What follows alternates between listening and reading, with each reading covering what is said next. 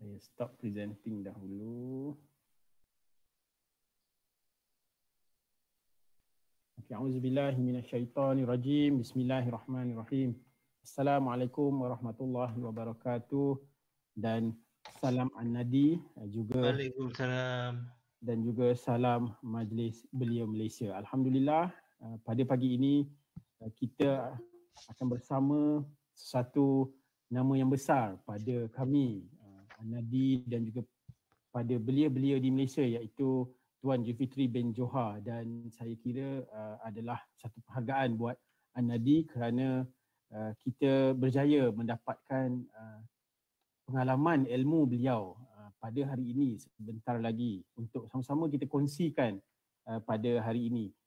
Secara umumnya saya akan berkongsi sedikit siapa Zulfikri Johar. Mungkin kita yang pernah belajar di Semak Kajang, Zulfikri Johar adalah seorang abang senior yang kita tahu mendidik kita, mentarbiah kita satu masa lalu dengan ilmu-ilmu khusus dari segi pengajian Islam, Al-Quran, Tazkirah, Usrah dan juga sukan takraw, itu secara khususnya di Semak Kajang. Namun saya akan huraikan lebih dari itu kerana kenangan 20 tahun lalu mungkin setakat itu, tetapi hari ini beliau adalah seorang Presiden Majlis Belia Malaysia dan juga beliau adalah aktivis Angkatan Belia Islam Malaysia, ABIM. Selain itu, beliau sangat aktif dalam mempromosikan kerja-kerja belia profesional sehingga beliau dilantik menjadi pengerusi pengasas Federasi Kebangsaan Pekerja Belia FKPB dan juga ahli lembaga Commonwealth Alliance of Youth Workers Association, iaitu CAYWA. Dari segi pendidikan, setelah menghabiskan pengajian SPM di Sekolah Menengah Agama Persekutuan Kajang, beliau menyambung pengajian Ijazah Sarjana Muda Undang-Undang di Universiti Islam Antarabangsa UIA pada tahun 2003 sebelum beliau melanjutkan pengajiannya di peringkat sarjana pula, iaitu dalam sarjana kerja belia dan komuniti di Durham University, United Kingdom pada tahun 2010, yang mana beliau mendapat beasiswa Chevening Kerajaan Britain. Sekarang beliau sedang melanjutkan pendidikan dalam bidang pengajian belia di Universiti Putra Malaysia dalam bidang PhD. InsyaAllah kita doakan semoga selesai dan berjaya. Terkini beliau turut dilantik sebagai ahli lembaga International Youth Centre IYC Kuala Lumpur dan juga Institut Penyelidikan Pembangunan Belia Malaysia IYRES.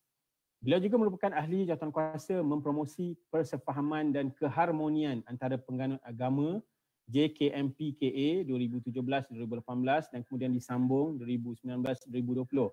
Dan terkini beliau juga adalah ahli panel perundingan dan pencegahan rasuah, iaitu PPR di SPRM. Atas komitmen yang tinggi yang kita kenali beliau memang dari dulu, dari Semak Kajang, mungkin dari sekolah rendah, beliau dalam pembangunan belia negara ini, alhamdulillah beliau telah dinobatkan sebagai tokoh belia negara oleh Kerajaan Malaysia pada tahun 2014. Saya kira pembukaan saya ini, saya harapkan ia menjadi dorongan untuk kita sama-sama menjadikan beliau salah satu contoh, sama ada untuk diri kita atau keluarga kita, anak-anak kita atau sesiapa di sekitar kita, untuk sama-sama berjaya insyaAllah dalam membangunkan negara juga membangunkan diri ini insyaAllah.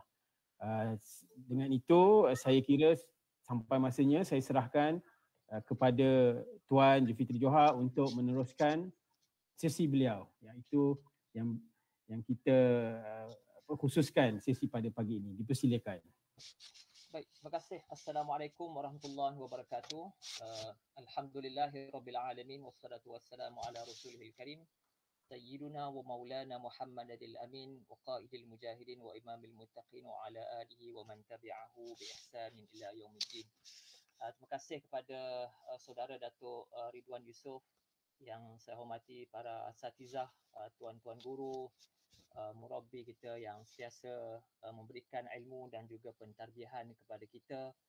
Yang saya hormati semua rakan-rakan An-Nadi, seterusnya rakan-rakan yang dikasihi sekalian. Pertama sekali marilah kita sama-sama merafakkan kesyukuran pada Allah Subhanahu Wa Taala kerana dapat sama-sama kita menyempurnakan kewajipan kita pada pagi ini untuk solat subuh secara berjemaah, dan alhamdulillah kita dapat sama-sama dalam kuliah ilmu pada pagi ini, dan kita mengharapkan ilmu ini insya-Allah akan menjadi satu keberkatan kepada kita insya-Allah. Abang Jo, sekejap ya, saya saya terlupa nak buka dengan Ummul Kitab. So sambil itu kita buka majlis kita pagi ini dengan Ummul Kitab Al-Fatihah. Bismillahirrahmanirrahim. Alhamdulillah.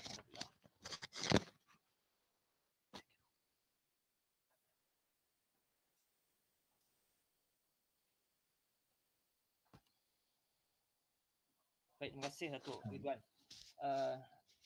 Guru-guru dan rakan-rakan dan seterusnya saudara-saudara sekalian, alhamdulillah saya ucapkan terima kasih atas jemputan kepada saya untuk berkongsi sedikit ilmu, yang mana insya-Allah semoga ilmu ni akan memberikan manfaat kepada semua insya-Allah. Jadi saya ditugaskan kepada An-Nadi untuk memberikan sedikitlah perkongsian tentang ilmu dan juga informasi berkaitan dengan Asy-Syabab ataupun belia, khususnya di era pandemik. Selepas saya mengambil jurusan bidang undang-undang di Universiti Islam Antarabangsa, saya banyak terlibat dalam membangunkan belia dan juga mendidik anak-anak muda kita. Alhamdulillah dalam bidang sarjana pun saya beralih arah daripada undang-undang kepada dunia pembangunan belia, kerana passion saya ataupun nyala rasa saya untuk melihat anak-anak muda kita di Malaysia ni dibangunkan dengan sebaiknya. Dan sudah tentu saudara-saudara sekalian, kalau kita boleh rujuk kepada slide yang pertama, kalau boleh pihak Datuk share slide yang saya telah sediakan. Saya telah mulakan dengan satu kata-kata ataupun tulisan yang telah dinukilkan oleh seorang tokoh terkenal, Maulana Abul Hasan Ali An-Nadawi, seorang tokoh ulama daripada bumi India, yang mana beliau merupakan antara tokoh cendekiawan terkenal yang meninggal pada tahun 1999, ataupun lebih tepatnya pada 23 Ramadan, iaitu dalam bulan Ramadan beliau meninggal, alhamdulillah dalam penuh keberkatan. Dan beliau antara tokoh-tokoh ilmuwan Islam yang banyak menulis tentang hal ehwal umat Islam. Dan kita tahu bahawa antara kitab beliau yang terkenal adalah Maza Khasiral Alam bin Hitatil Muslimin, iaitu apakah kerugian dunia dengan mundurnya umat Islam. Ya, banyak para sarjana membincangkan tentang faktor-faktor kemunduran. Tapi Maulana Abul Hasan Ali Nadawi menulis dalam bentuk reverse, iaitu menerangkan bahawa kenapa dunia akan rugi apabila mundurnya Islam. Walaupun Eropah boleh berbangga dengan kemajuan mereka, Amerika boleh berbangga dengan kemajuan mereka, tetapi Maulana Abul Hasan Ali Nadawi menyebutkan bahawa sebenarnya masyarakat dunia rugi dengan kemunduran Islam. Dan beliau menulis banyak buku-buku, kitab-kitab dan makalah-makalah, termasuklah antara yang saya cuba share di sini adalah salah satu tulisan beliau, dan saya cuba untuk highlightkan perkataan ataupun satu ungkapan yang menggambarkan bahawa masyarakat dunia sebenarnya terhutang budi dengan peranan kepemudaan yang dimainkan oleh pemuda-pemudi pada zaman Rasulullah SAW. Dan sepanjang zaman kita akan melihat bahawa anak muda akan menjadi nadi ataupun teras kepada sebuah pembangunan peradaban. Disebut dalam petikan makalah Maulana Abul Hasan Ali An-Nadawi ini, saya memang minat tokoh ni kerana beliau merupakan tokoh yang integrated sifatnya dari segi keilmuannya, penguasaan bahasa Arab, penguasaan bahasa Inggeris beliau, sehingga beliau bukan sahaja dirujuk dalam dunia Islam, beliau juga dirujuk di dunia barat. Beliau menyebutkan bahawa innal alam la yumkin an yasila ila sa'adah ila ala qantarah min jihadin wa mata'ibi yuqaddimuha asy-syabab al-muslim. Beliau menyebutkan bahawa sesungguhnya alam ini tidak mungkin akan mencapai ke tahap kebahagiaan kecuali para pemudanya menjadi qantarah, menjadi jambatan ya daripada hasil pengorbanan dan juga jihad dan juga kepenatan yang telah ditunjukkan oleh para pemuda Islam. Ini menggambarkan bahawa Maulana Abul Hasan Ali Nadwi mengiktiraf peranan anak muda dalam membangunkan tamadun, dan tidak mungkin akan masyarakat dunia akan mencapai kebahagiaan kalau tidak dengan pengorbanan, kalau tidak dengan jihad yang telah ditunjukkan oleh para pemuda-pemudi yang mendukung perjuangan Rasulullah SAW. Ini antara ungkapan, bagi saya ungkapan yang powerful, yang menggambarkan bahawa mengapa kita harus memberikan tumpuan kepada aspek membangunkan ruh ataupun jiwa anak muda supaya mereka memainkan peranan yang penting dalam membangunkan tamadun, dalam membangunkan dunia dalam konteks Malaysia, lebih lagi dalam konteks kita Smart Kajang, mengapa para asatizah dan guru-guru kita memberikan satu penekanan yang kuat kepada pentarbiahan adalah kerana pentingnya anak muda itu untuk dibangunkan sejak daripada usia muda. Saya masih ingat kata-kata Pak Sukarno. Beliau menyebutkan, Presiden pertama Indonesia, beliau menyebutkan bahawa, ada bukunya, saya membaca, beliau menyebutkan bahawa kalaulah anak muda itu sudah berumur 21 tahun, sudah berumur 22 tahun, tapi masih lagi tidak berfikir tentang hal ehwal negaranya, maka harus saja digondoli kepalanya. Ini kata-kata Sukarno. Beliau menyebutkan bahawa kalau anak muda 21 tahun, 22 tahun masih lagi tidak fikirkan soal-soal besar, maka wajar digondoli saja kepala. Itu menggambarkan bahawa pentingnya untuk kita bangkitkan semangat dan juga aspek dalaman dan luaran anak muda. Sebab itu Profesor Dr. Yusuf Al-Qaradawi pun salah seorang tokoh cendekiawan yang terkenal, slide dan seterusnya, beliau menyebutkan bahawa beliau merupakan penegak Islam, adalah generasi termahal dan merupakan aset yang paling berharga yang terdapat di negara-negara umat Islam. Saya masih ingat lagi ketika saya berada di Smart Kajang, alhamdulillah saya diberikan peluang untuk menghadiri salah satu sesi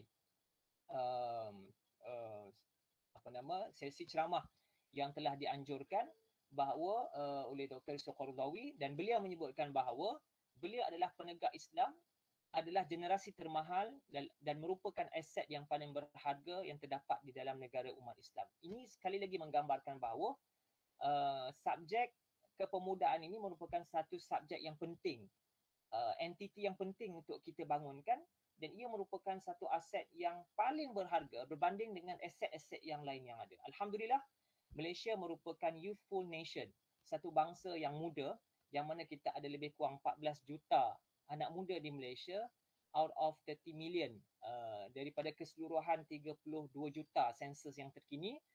Ini menggambarkan satu pool of talent, satu kolam bakat yang besar untuk kita bangunkan. Dan kalau kita berjaya bangunkan bakat yang besar, saya yakin isu Palestin sebagai contoh, kita boleh mempersiapkan anak-anak muda kita dengan kekuatan kerohanian dan juga kekuatan keilmuan untuk membebaskan kota Baitul Maqdis. Bukan hanya semata-mata dengan, orang kata, dengan emosi.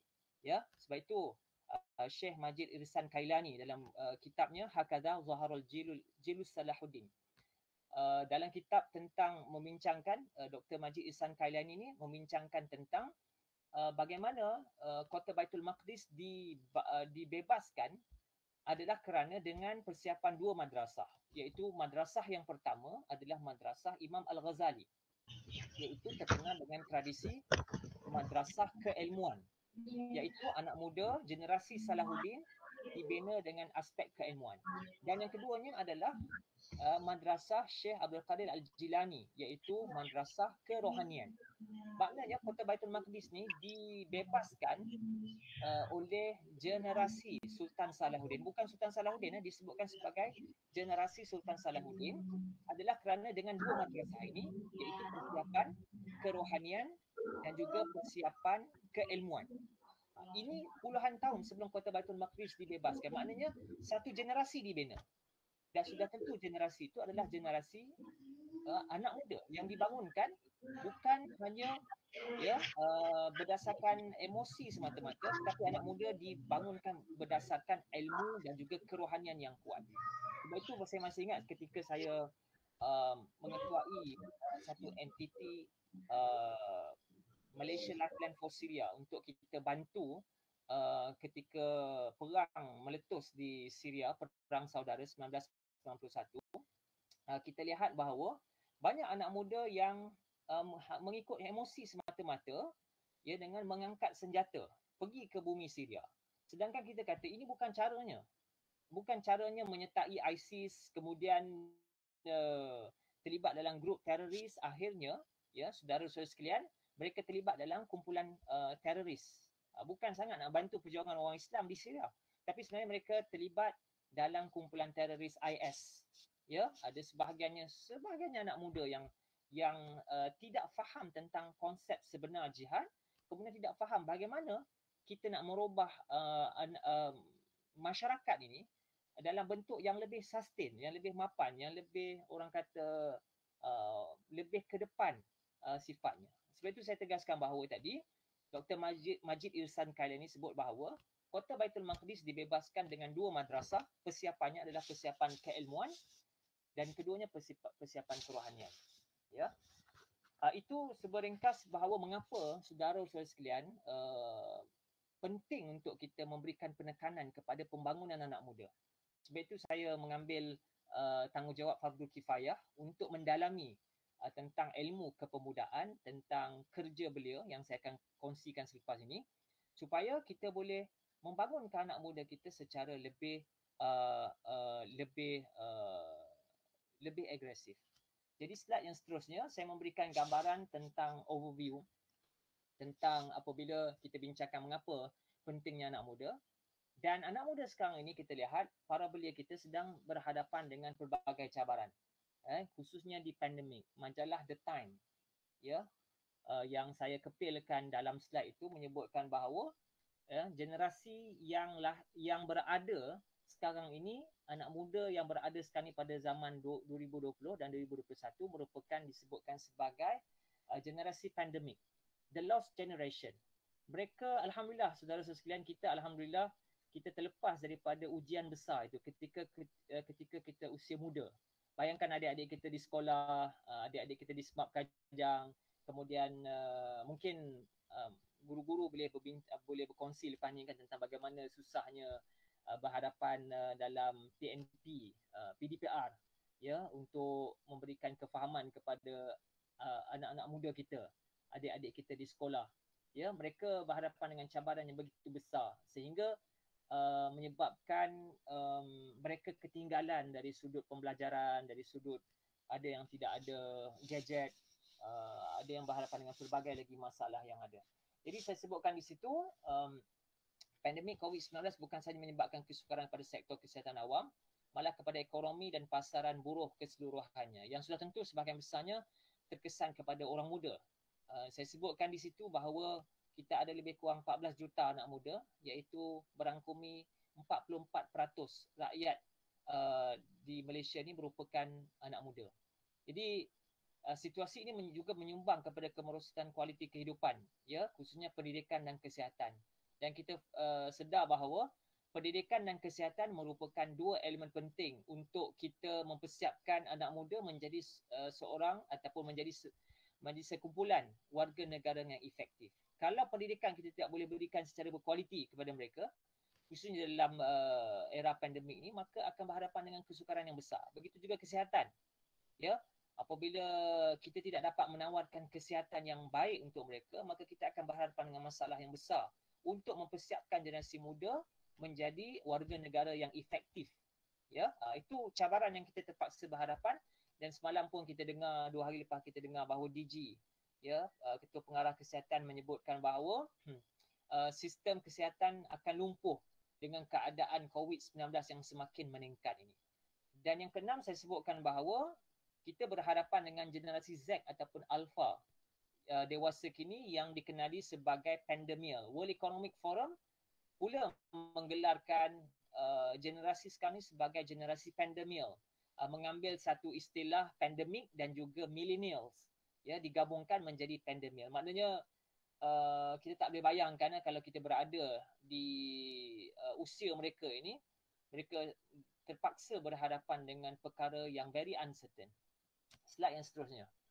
Ya, dan ini adalah ini juga salah satu ilmu teori yang penting yang saya kaji, yang saya minat, iaitu antaranya adalah jurang generasi. Ya, bayangkan dengan COVID-19 berlaku, kita akan ada jurang yang besar di antara generasi Alpha, generasi Z, generasi Y yang saya ingat majoriti Nadi berada di generasi Y ataupun X.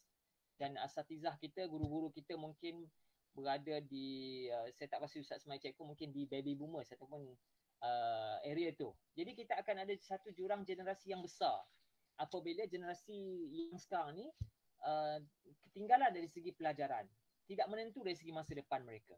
Penguasaan terhadap kekayaan ekonomi negara semakin menipis dalam kalangan generasi muda, menyebabkan kita ada satu jurang yang besar di antara setiap generasi. Dan setiap generasi ini mempunyai karakter, mempunyai ciri-ciri mereka yang tersendiri.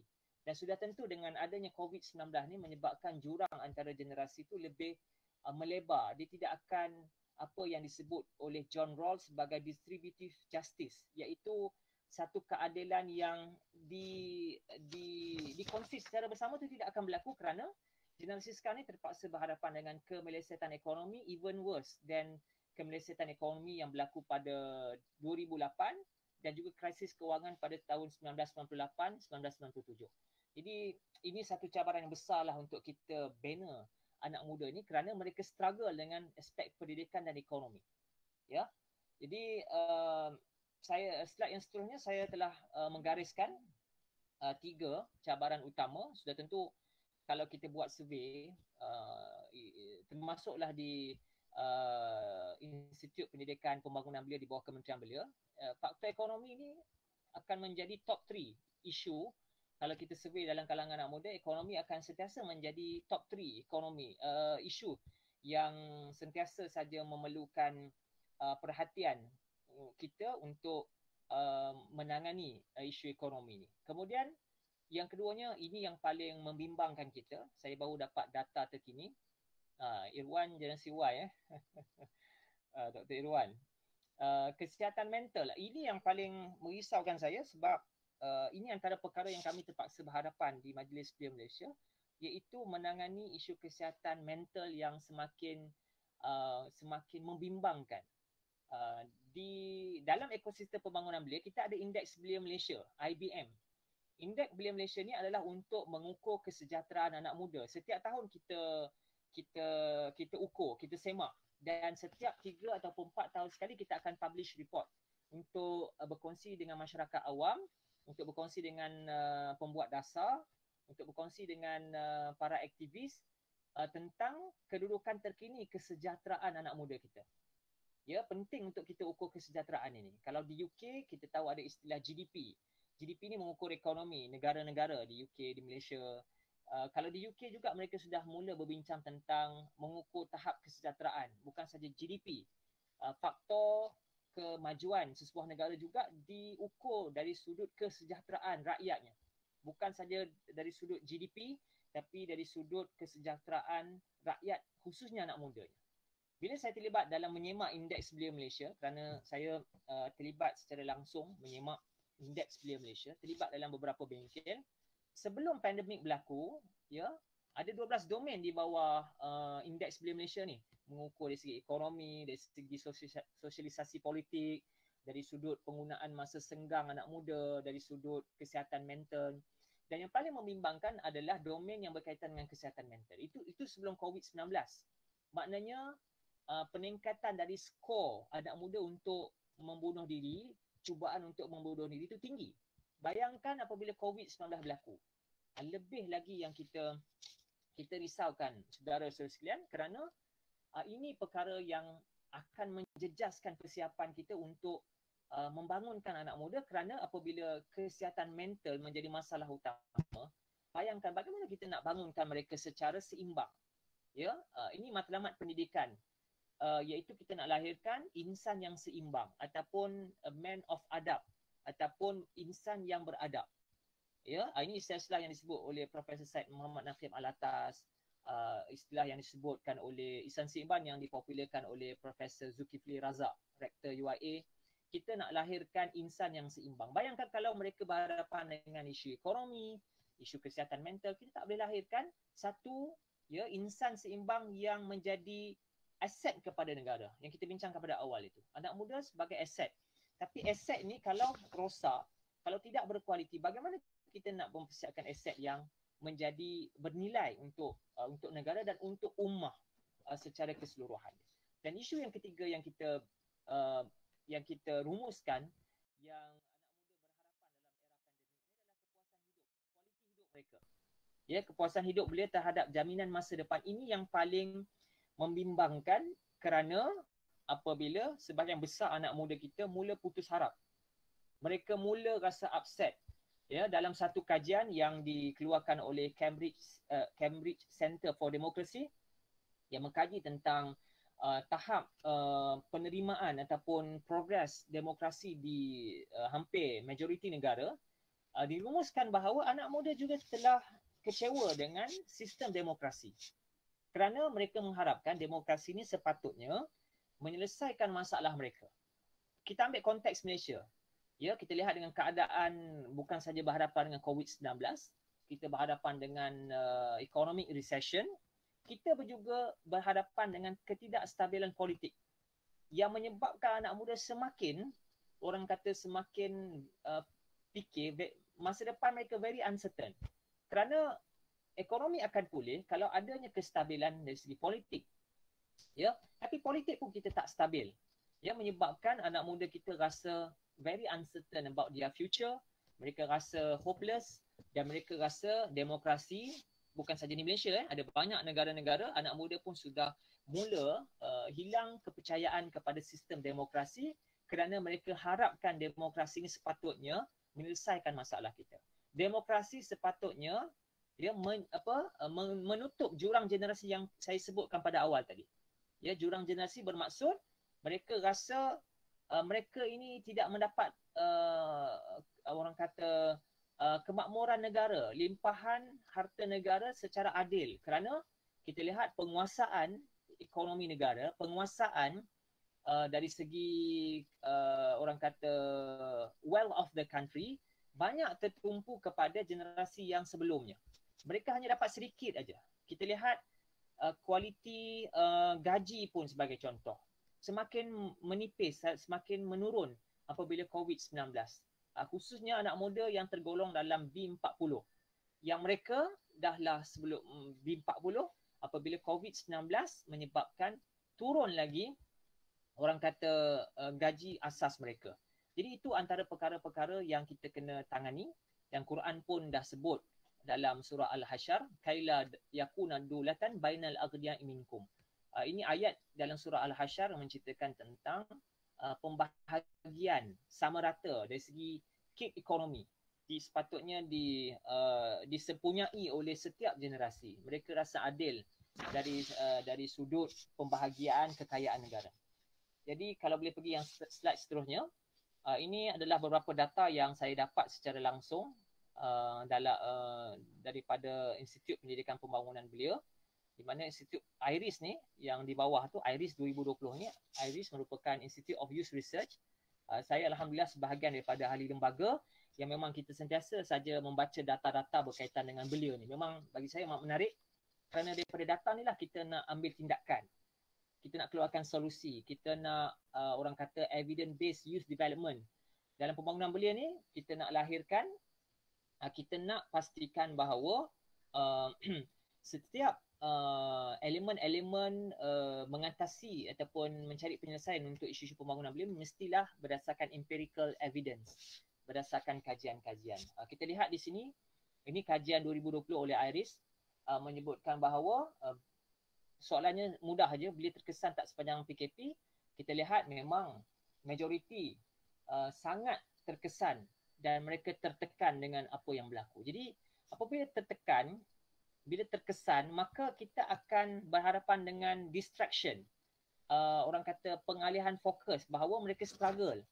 Kalau kita nak cerita isu basmi rasuah ke, nak cerita isu membangunkan negara, mereka kata mereka pun sedang struggle sekarang ni. Diri mereka pun tak lepas. Ini kita nak bincang soal lawan rasuah, nak bincang soal bangunkan negara sebab diri mereka pun tak selesai lagi. Ini kesan dia apabila kita tak dapat selesaikan isu asas ekonomi mereka. Dan kita lihat dari segi belia yang terkesan sepanjang tempoh PKP mengikut demografi. Kita lihat bandar, luar bandar itu juga ada jurang. Ya, yang berada di bandar lebih terkesan kerana ini akan menyebabkan kemiskinan bandar akan makin meningkat. Sebab itu di antara isu utama yang kita tangani di Majlis Belia Malaysia dan Kementerian Belia adalah bagaimana nak menghalang penghijrahan belia ke bandar. Kerana kita tahu bahawa statistik pada masa depan penghuni bandar akan mencapai 70%. Maknanya orang krem kat bandar, orang dah tinggalkan kampung. Sebab itu COVID-19 berlaku.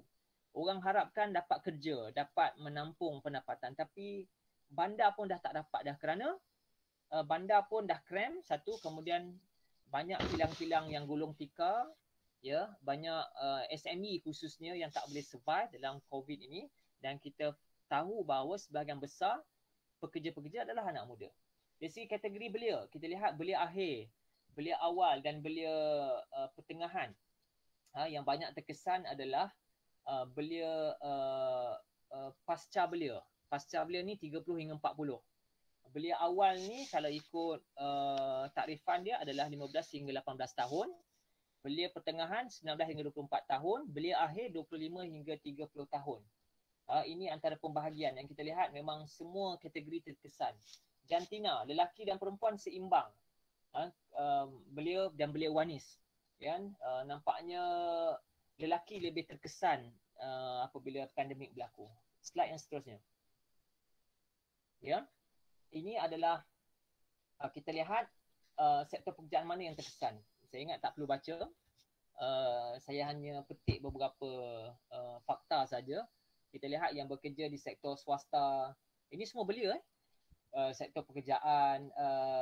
Kerajaan mungkin tak terlalu terkesan, tapi yang terkesan adalah di sektor swasta. Kemudian kita lihat kategori yang tiada pendapatan, pelajar khususnya. Memang pelajar ni tiada pendapatan lah yang terkesan. Kemudian yang tidak bekerja, yang hilang pekerjaan, ini antara statistik lah yang saya ingat saya tak perlu go detail. Mungkin slide ni boleh dikongsikan nanti untuk bacaan dan juga rujukan kepada semua. Kita pergi slide yang seterusnya. Jadi apabila cabaran ekonomi yang paling tinggi adalah kadar pengangguran yang tinggi. Kalau dulu kita punya kadar pengangguran hanya 3.2%. Maknanya kita, kalau istilahnya adalah orang kata full force lah, labor. Maknanya guna tenaga penuh 3.2% sebelum COVID. Tapi sekarang ni kita punya kadar pengangguran 4.8, 4.7. Jadi tinggi. Maknanya kita berhadapan dengan pengangguran yang real lah. Ataupun yang ada kerja pun tetapi dari segi nilai gajinya sudah pun menurun. Okay. Saya tak pergi detail, tapi ini cabaran ekonomi adalah cabaran utama. Seterusnya. Terus kita lihat ini merupakan statistik belia kehilangan pekerjaan di Semenanjung, Sabah dan Sarawak. Kita lihat dari segi kategori pekerjaan, pendapatan dan pendidikan. Dari segi pekerjaan, yang paling banyak kehilangan pekerjaan adalah ataupun susut nilai orang kata mungkin gaji dia menyusut lah kan, sebab kalau ikut kajian KWSP belanjawanku, dalam kajian belanjawanku KWSP, seorang anak muda yang nak bujang, yang nak duduk di Kuala Lumpur, dia mesti paling kurang dia ada lebih kurang 1,800 gaji, kalau kita nak sebut sebagai gaji bermaruah lah, ya, 1,800 itu paling minimum untuk kita consider sebagai gaji bermaruah kalau duduk di KL.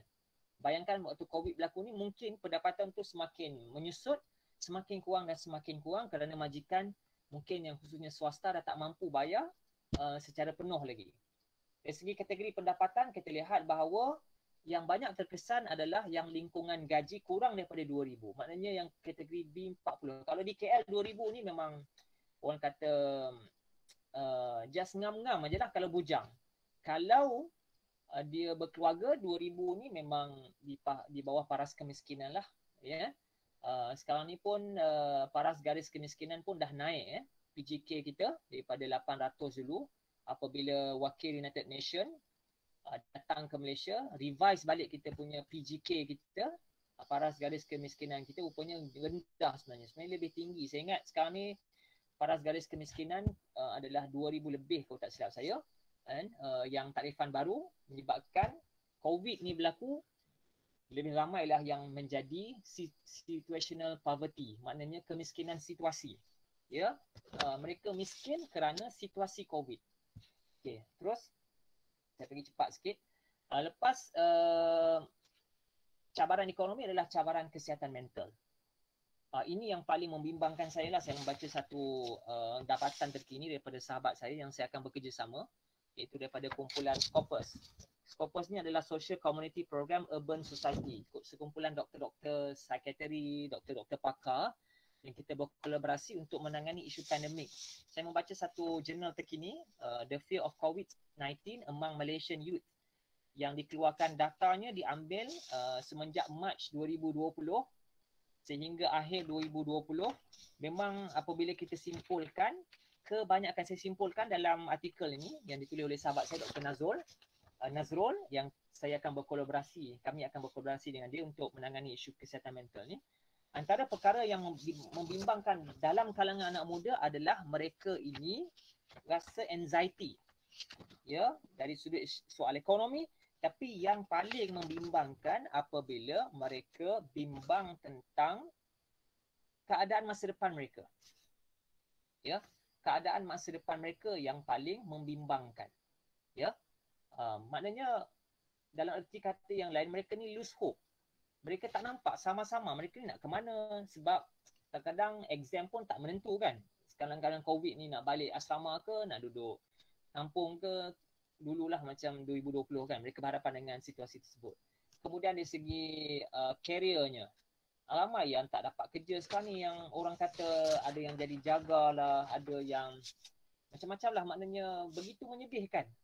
Ya, begitu menyedihkan keadaan fresh graduate kerana mereka terpaksa bertembung dengan rakyat Malaysia yang menganggur. Ya, yang keluar setiap tahun kalau ikut unjuran Khazanah Research Institute pada tahun lepas saja, ya, yang keluar lebih kurang menghampiri 300,000.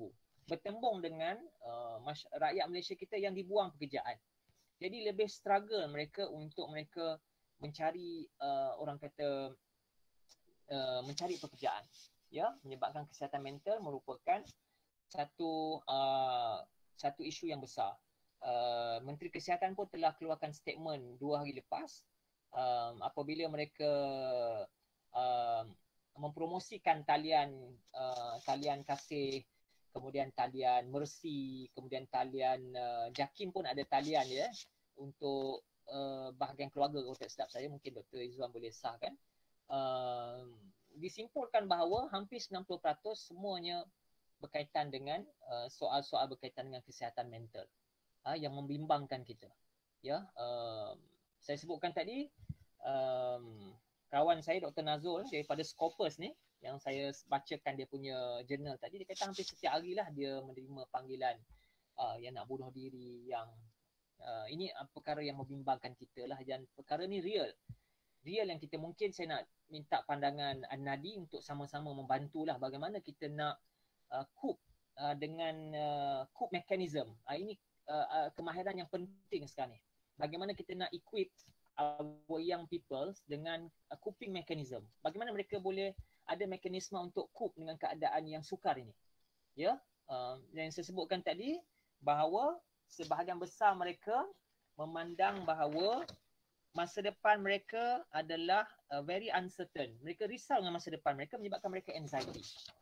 Ya, mereka rasa cemas. Apatah lagi bila mereka membaca statistik dalam makalah yang ditulis oleh Dr. Nazrul ni, dia sebutkan bahawa yang penyebab anxiety adalah apabila belia dan masyarakat Malaysia membaca statistik yang naik setiap hari tu.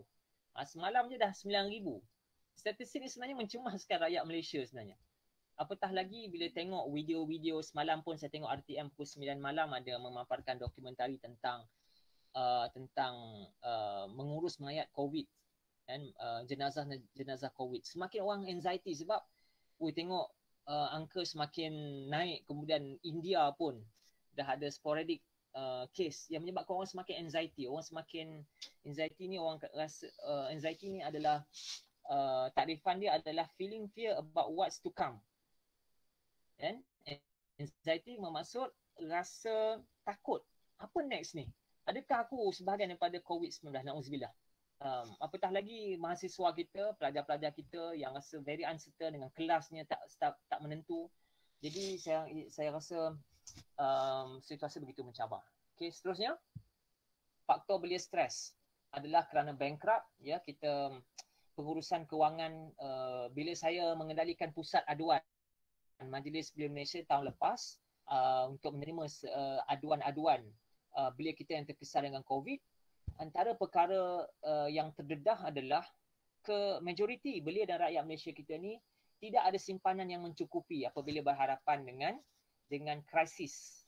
Even kita lihat peguam pun, kawan saya peguam pun, dan dia kata pun dah tak cukup dah sekarang ini, maknanya simpanan mesti paling kurang boleh survive sepatutnya.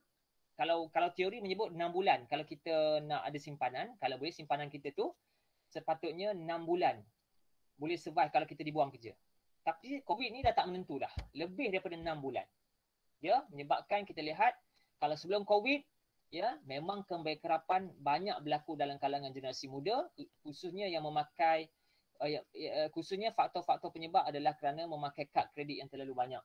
Kemudian orang kata gaya hidup yang mewah tidak bersesuaian dengan kemampuan. Kerana ada social pressure daripada masyarakat yang nakkan dia ada kereta yang besar, rumah yang besar. Menyebabkan ada social pressure. Bila balik kampung raya, saudara mara akan tengok, wah, kereta apa kau pakai kan. Itu semua social pressure. Yang anak muda terpaksa berhadapan, terpaksa cope dengan social pressure ni untuk at par dengan sepupu-sepupu dan kawan-kawan dia yang lain. Ya, itu antara cabarannya. Kemudian sumber pendapatan. Kemudian faktor ketiga PKP, PKPB, PKPD. Sehingga orang buat lagu kan. Ada lagu menarik dalam TikTok kan. Lagu PKP, PKPB, PKPD. Jadi satu lagu yang menarik pula kan. Jadi menyebabkan belia cemas serta kurang berinteraksi. Dalam report yang dikeluarkan oleh ILO, Pertubuhan Buruh Antarabangsa, ILO menggariskan 4 cabaran anak muda bila berhadapan dengan COVID-19. Salah satunya adalah kekangan untuk berinteraksi secara fizikal.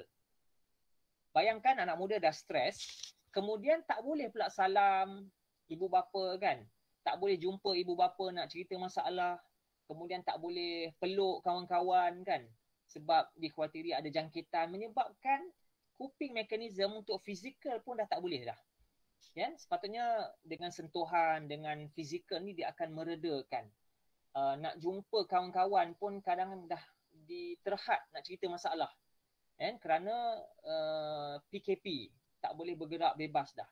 Tak boleh buat aktiviti fizikal. Silat, saya turun ke Rembau, kawasan saya, gelanggang silat untuk anak muda terpaksa ditutup setahun. Dah bersemak, dah belalang dah. Itu antara aktiviti-aktiviti anak muda yang boleh meningkatkan jati diri dia pun tak boleh buat. Sehingga setahun dah gelanggang silat tak boleh buka di Rembau, tempat saya tu. Jadi ini antara cabaran. Ya, yang keempat sudah tentu pekerjaan lah. Saya cuba cepatkan sikit untuk memberikan ruang kepada soalan jawab. Ini masalah yang ketiga. Next slide, iaitu cabaran tahap kepuasan kehidupan. Ya, belia yang terkesan khususnya dari segi jaminan masa depan. Kalau boleh saya simpulkan di situ adalah mereka sekali lagi cemas dengan masa depan mereka. Slide yang seterusnya. Sebab itu kita mengambil langkah cadangan apa yang dibuat oleh Kementerian Belia, 2 pemegang taruh terbesar. Kementerian Belia mewakili kerajaan, Majlis Belia mewakili NGO. Ini antara perkara-perkara yang kita buatlah, khususnya untuk tangani isu-isu yang kita sebutkan tadi, ekonomi, kesihatan mental dan juga tahap kepuasan kualiti kehidupan anak muda. Jadi kita telah mengusahakan banyak inisiatif untuk bantu anak muda kita. Contohnya kita lancarkan MyGig Service antara KBS dan MBM untuk mempromosikan gig ekonomi, ya, untuk minta anak muda banyak lagi terlibat dalam sektor ekonomi gig ni. Ekonomi gig ni adalah satu bidang ekonomi yang requires anak muda melakukan pelbagai jenis pekerjaan dalam satu-satu masa. Ini adalah senario masa depan lah, maknanya COVID-19 telah mempercepatkan proses ni. Kemudian kita terlibat dalam Majlis Pekerjaan Negara yang diumumkan oleh Tan Sri Muhyiddin Yassin. Saya masuk dalam kluster pendidikan, nak perah otak macam mana nak hasil mencipta lebih banyak peluang-peluang pekerjaan baru khususnya yang bersesuaian dengan COVID. Kemudian kita juga lancarkan portal e-Belia di bawah Kementerian Belia dan Sukan dan juga Majlis Belia Malaysia untuk menawarkan pekerjaan, geran keusahawanan, kemudian peluang-peluang latihan. Kita juga terlibat dalam mempromosikan skim perantisan nasional untuk memberikan peluang latihan selama 6 bulan. Ini kerjasama dengan Perkeso. Anak muda yang tak dapat kerja masuk dulu skim perantisan, dapatkan pengalaman. Kemudian Fix Apa tu adalah kerjasama kami dengan satu syarikat yang menguruskan apps dalam talian untuk memberikan peluang kepada anak muda, menawarkan apa kemahiran yang mereka ada untuk mereka menjana pendapatan. Kalau dia boleh siram pokok bunga, okey, masukkan. Boleh bagi makan kucing, okey, silakan. Boleh ganti tayar kereta, masukkan kemahiran-kemahiran itu supaya pengguna talian apps perkhidmatan Fix Apa ni boleh gunakan perkhidmatan anak muda ni untuk tukar tayar, benda-benda yang tidak memerlukan modal. Tukar tayar, siram pokok bunga, bagi makan kucing, bagi pemilik-pemilik yang sibuk, dia perlukan orang yang nak jaga kucing dia, so anak muda boleh masuk dalam Fix Apa ni yang kita akan lancarkan.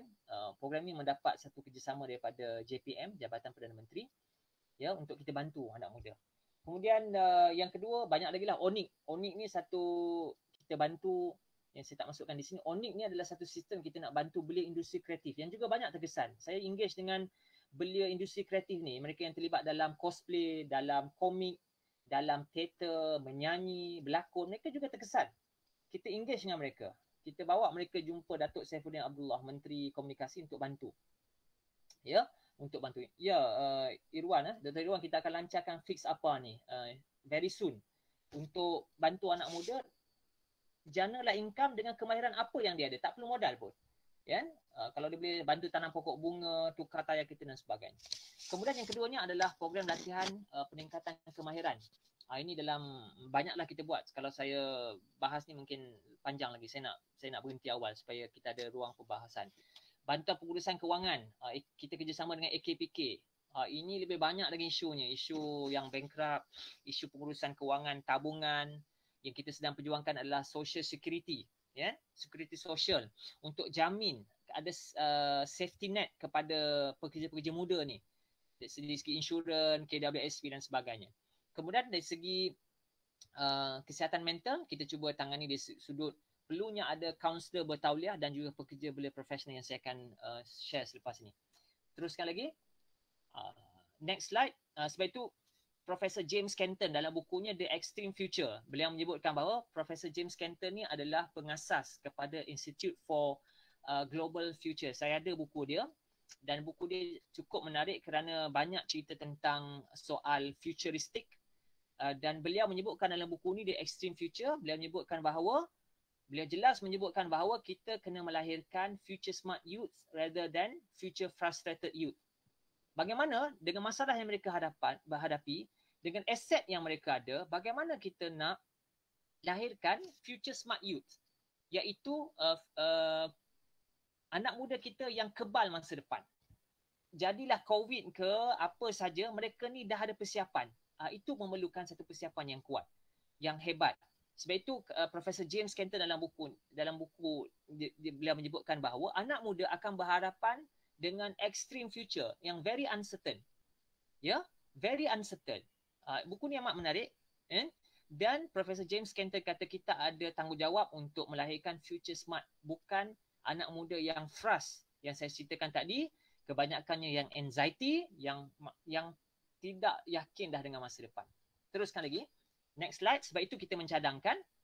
Ya, ini saya mencadangkan sepenuh hari belia yang lepas. Bahawa kita perlu kepada Future Generation Wellbeing Act. Sebagaimana yang ada di negara Wales. Negara Wales dia ada Wellbeing of Future Generations Act 2015. Yang mana ini antara usaha MBM, sebab MBM ni banyak deal dengan polisi. Kita banyak masuk dalam mesyuarat-mesyuarat berkaitan dengan pembuatan dasar di peringkat kerajaan. Dan ini antara yang kita cadangkan supaya untuk kita menghidupkan harapan anak muda kita ni dengan keadaan ekonomi, politik, kesihatan mental yang begitu mencabar ni, jadi kita cadangkan bahawa perlu ada akta yang menjamin masa depan mereka. Perlu kita ada satu akta yang menjamin generasi yang belum lahir lagi. Dan bila saya merujuk kepada literatur Islam seperti Syekh Musa Fuber, ya, beliau menyebutkan bahawa dalam perbahasan syariah, dalam perbahasan fiqh pun, dan saya yakin ada yang kenal Syekh Musa Fuber ni, beliau membahaskan tentang obligation to the future generation. Syekh Musa Fuber, anak murid kepada Syekh Ali Jumaah, dalam syariah telah merumuskan bahawa kita ada tanggungjawab untuk memelihara hak generasi muda masa sekarang ini dan juga generasi yang akan datang. Syekh Musa Fuber bagi contoh yang jelas. Dia kata sebagaimana tindakan Saidina Abu Bakar, cadangan daripada Saidina Umar untuk membukukan Al-Quran yang diterima oleh Saidina Abu Bakar, yang mana tujuan pengumpulan Al-Quran ini adalah untuk memelihara hak generasi masa depan untuk mereka membaca Al-Quran dengan teks yang betul. Ini adalah hujah-hujah syariah yang kita perlu ada akta ini untuk memelihara, untuk menghidupkan harapan generasi muda masa sekarang ni yang kelihatannya sudah lose hope. Okey, slide yang seterusnya. Itu cadangan yang pertama. Cadangan yang kedua untuk long term, sebab itu kita mencadangkan pada 15 Mei 2020 yang lepas ketika sambutan Hari Belia Negara. Dalam ucapan saya sebutkan kepada Yang Amat Berhormat Perdana Menteri, kita wujudkan kumpulan penasihat anak muda untuk berikan ruang mereka untuk mereka bersuara. Untuk mereka bekerja rapat dengan kerajaan untuk mereka menangani COVID dengan kepakaran-kepakaran yang mereka ada. Dan Alhamdulillah, Yang Amat Berhormat Perdana Menteri menerima cadangan tersebut dan kita pun telah pilih lebih kurang 25 anak muda yang berkepakaran untuk mereka bekerja dengan rapat dengan kerajaan untuk mereka menyelesaikan isu mereka sendiri. Mereka membantu untuk menyelesaikan isu negara dalam COVID ni. Kita tahu bahawa kabinet kita adalah kabinet gerontokrasi, didominasi oleh golongan senior. Tidak ada seorang pun menteri daripada kalangan anak muda. Kalau saudara tengok, hanya ada 3 timbalan menteri, iaitu Timbalan Menteri Kewangan, Timbalan Menteri Belia dan Timbalan Menteri di Jabatan Perdana Menteri. Selebihnya adalah InsyaAllah makalahnya ada Dr. Irwan. Jadi tujuan kumpulan penasihat ini bukan untuk please PM, bukan, tapi untuk memberikan ruang kepada anak muda pentas di peringkat tertinggi negara untuk mereka sama-sama gembeling tenaga untuk selesaikan masalah mereka. Ini akan diumumkan insyaAllah bulan Jun ni 10 dan Alhamdulillah kami terlibat sebagai sekretariat untuk bekerja sama rapat dengan mereka cari formula untuk selesaikan masalah COVID ni. Dari sudut kesihatan awam, ekonomi, masa depan negara, pelbagai lagi lah yang kita akan bincang. Teruskan lagi. Dan cadangan kami yang kedua adalah, kalau boleh klik terus, adalah mewujudkan akta kerja belia. Yang juga telah diterima oleh Yang Amat Berhormat Perdana Menteri dalam ucapan Hari Belia baru ni. Beliau menerima perlu ada akta kerja belia, bahawa pada masa depan kita perlu ada professional youth worker untuk bimbing anak muda secara profesional dan secara sepenuh masa. Saya nak bahas benda ni panjang, tapi dia bukan pekerja belia. Pekerja belia ni bukan masuk pekerja muda, tapi adalah pekerja yang membuat kerja-kerja membimbing anak muda secara sepenuh masa dan secara profesional. Sebagaimana yang ada di UK, professional youth worker ni adalah profession yang sebaris dengan peguam, pensyarah, doktor. Kerjanya adalah bimbing anak muda secara sepenuh masa. Nanti mungkin ada masa yang lain mungkin kita boleh terangkan isu ni. So 3 benda ni yang kami cadangkan untuk menjamin anak muda supaya boleh hidupkan harapan mereka. Teruskan lagi. Slide yang seterusnya. Saya akan cuba tamatkan dalam tempoh 5 minit. Ini juga kita jangan lupa bahawa pesanan spiritual Profesor Dr. Yusuf Qaradawi tadi adalah usaha dari segi sifat keduniaan. Kita juga jangan lupa untuk walaupun usaha keduniaan pun penting untuk menjabatani akhirat, tapi yang pesanan secara spiritual pun penting, persiapan secara spiritual pun penting, iaitu pesanan Profesor Dr. Yusuf Qaradawi ketika menerima anugerah tokoh Mahal Hijrah pada 1 Muharram 1431 Hijrah ketika kunjungan beliau ke Malaysia, beliau pesan kepada kita untuk mempersiapkan anak muda dengan 6 jenis tarbiyah ni. Tarbiyatul uqul iaitu akal, yang keduanya tarbiyatul qalb, hati, mempersiapkan anak muda dari segi tarbiyatul iqtisad, ekonomi, kekuatan ekonomi, kita perlu ekonomi yang kuat. Tarbiyatul jasadiyah iaitu dari segi fizikal. Yang kelimanya tarbiyatul khuluq iaitu akhlak yang baik, dan yang terakhir sekali adalah tarbiyatul siyasah, mempersiapkan kepimpinan mereka. Kita perlu juga lahirkan lebih ramai pemimpin-pemimpin daripada Malaysia ini yang memimpin dunia, bukan sekadar jago kampung, tapi levelnya adalah level dunia. Terus sekali lagi. Jadi saya pun ada tulis satu buku menceritakan pengalaman juga untuk memberikan inspirasi kepada anak muda Malaysia. Sebahagiannya juga adalah pengalaman saya di SMAP Kajang juga saya abadikan dalam buku ni untuk memberikan satu, meniupkan harapan dan motivasi kepada anak muda tentang bagaimana saya dibentuk daripada SMAP Kajang, ditarbiah oleh Ustaz Bakru, Ustaz Ismail Cikgu. Saya sebut nama-nama ni dalam buku ni kerana penting anak muda tu mendapat pentarbiahan dan pembangunan awal dia tu di sekolah, di rumah. Ya, buku ni dijual di Ilham. Ikut turutan Dr. Irwan dia ikut turutan dia, saya rasa tak pasti ikut turutan ke tak pasti, saya tak pasti. Tapi itulah yang digariskan. Jadi buku ni adalah untuk memberikan inspirasi kepada anak muda, dijual di Ilham Book. Kalau saudara-saudara yang berminat boleh dapatkanlah untuk bacaan, banyak kisah peribadi lah untuk share. Saya pun tengah tulis satu buku lagi untuk menceritakan pengalaman menjadi Presiden MBM dan nak share tentang ciri-ciri kepimpinan lah. Saya pun akan turun daripada Presiden ni pada bulan 8 ni untuk berikan peluang kepada yang lebih muda. Terus lagi, slide yang kedua secara khusus. Ini slide yang terakhir yang saya nak share pada pagi ni. Sudah tentu MBM mempunyai peranan yang penting dan signifikan untuk menjayakan apa yang kita telah bincangkan tadi, untuk menangani isu-isu anak muda tadi. Ya, kita adalah NGO bukan kerajaan yang dianggotai oleh 40 badan gabungan belia pelbagai kaum dan agama, termasuk Majlis Belia Orang Asli, Majlis Belia OKU, kita semualah, Persatuan Belia Cina, Angkatan Belia Islam Malaysia, kita ada pelbagai lah yang di bawah MBM. Kemudian kita merupakan badan induk masuk dalam semua platform-platform penting negara untuk memberikan pandangan tentang polisi-polisi negara. Kita menyampaikan suara belia dalam pelbagai platform. Suara anak muda Malaysia yang kita kutip dari bawah, kita bawa naik atas, termasuk dalam Jawatankuasa Kabinet Pembangunan Belia yang difungsikan oleh Perdana Menteri sendiri.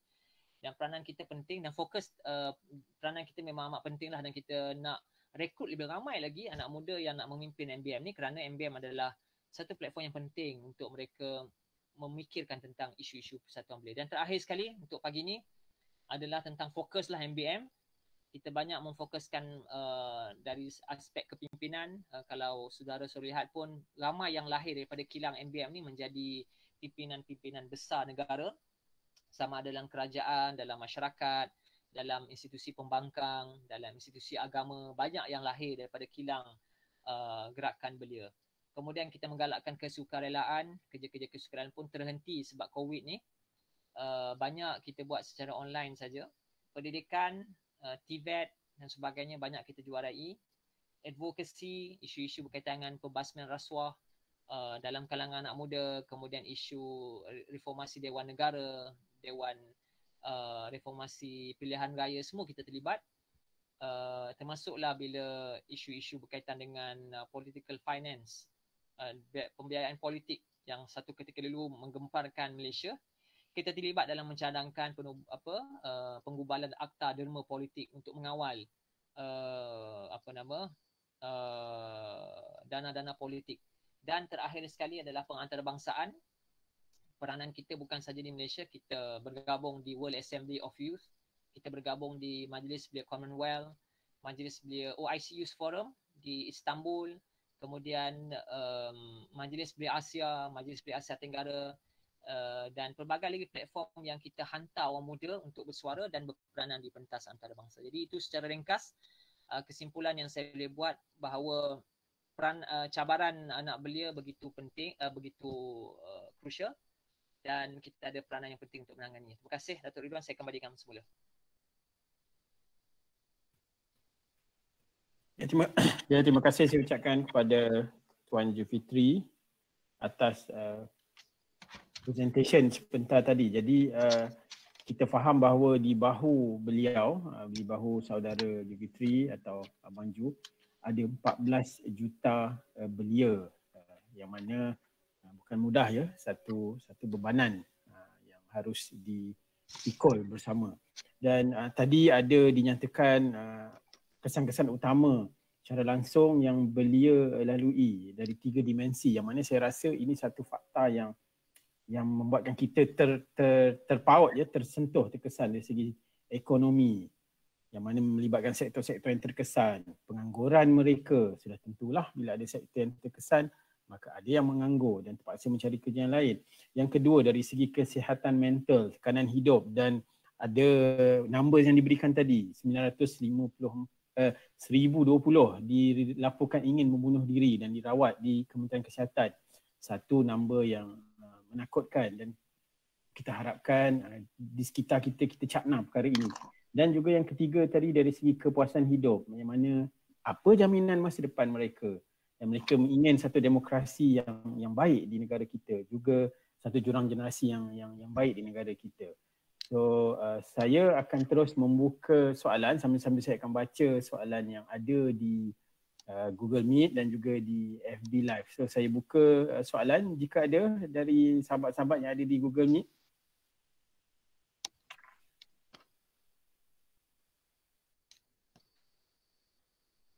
Atau kalau tidak saya Assalamualaikum. Teruskan. Okey, saya tak nak bagi soalan, cuma saya nak bagi cadangan. Seperti mana yang kita dah dengar daripada perkongsian saudara Zulfitri tadi, saya nampak ada usaha yang perlu dilakukan khususnya oleh Anadi sendirilah untuk adik-adik kita di Smart Kajang. Jadi mungkin dalam masa terdekat ni, walaupun kita dalam fasa pandemik COVID-19, kita ada medium secara online yang kita boleh buat. Kalau boleh diaturkan satu program bersama pihak sekolah untuk abang-abang, kakak-kakak ni pulang kembali ke Smart Kajang dan menceritakan tentang perkara-perkara yang mendatangkan manfaat, mendatangkan faedah kepada adik-adik di Smart Kajang, khususnya dalam program-program yang melibatkan keusahawanan, program untuk menyusun kewangan mereka. Mereka ni perlu didedahkan dengan betapa pentingnya menyusun kewangan tu ketika mereka masih di bangku sekolah, supaya mereka tidak terlalu bergantung kepada PTPTN dan sebagainya ketika mereka habis belajar nanti.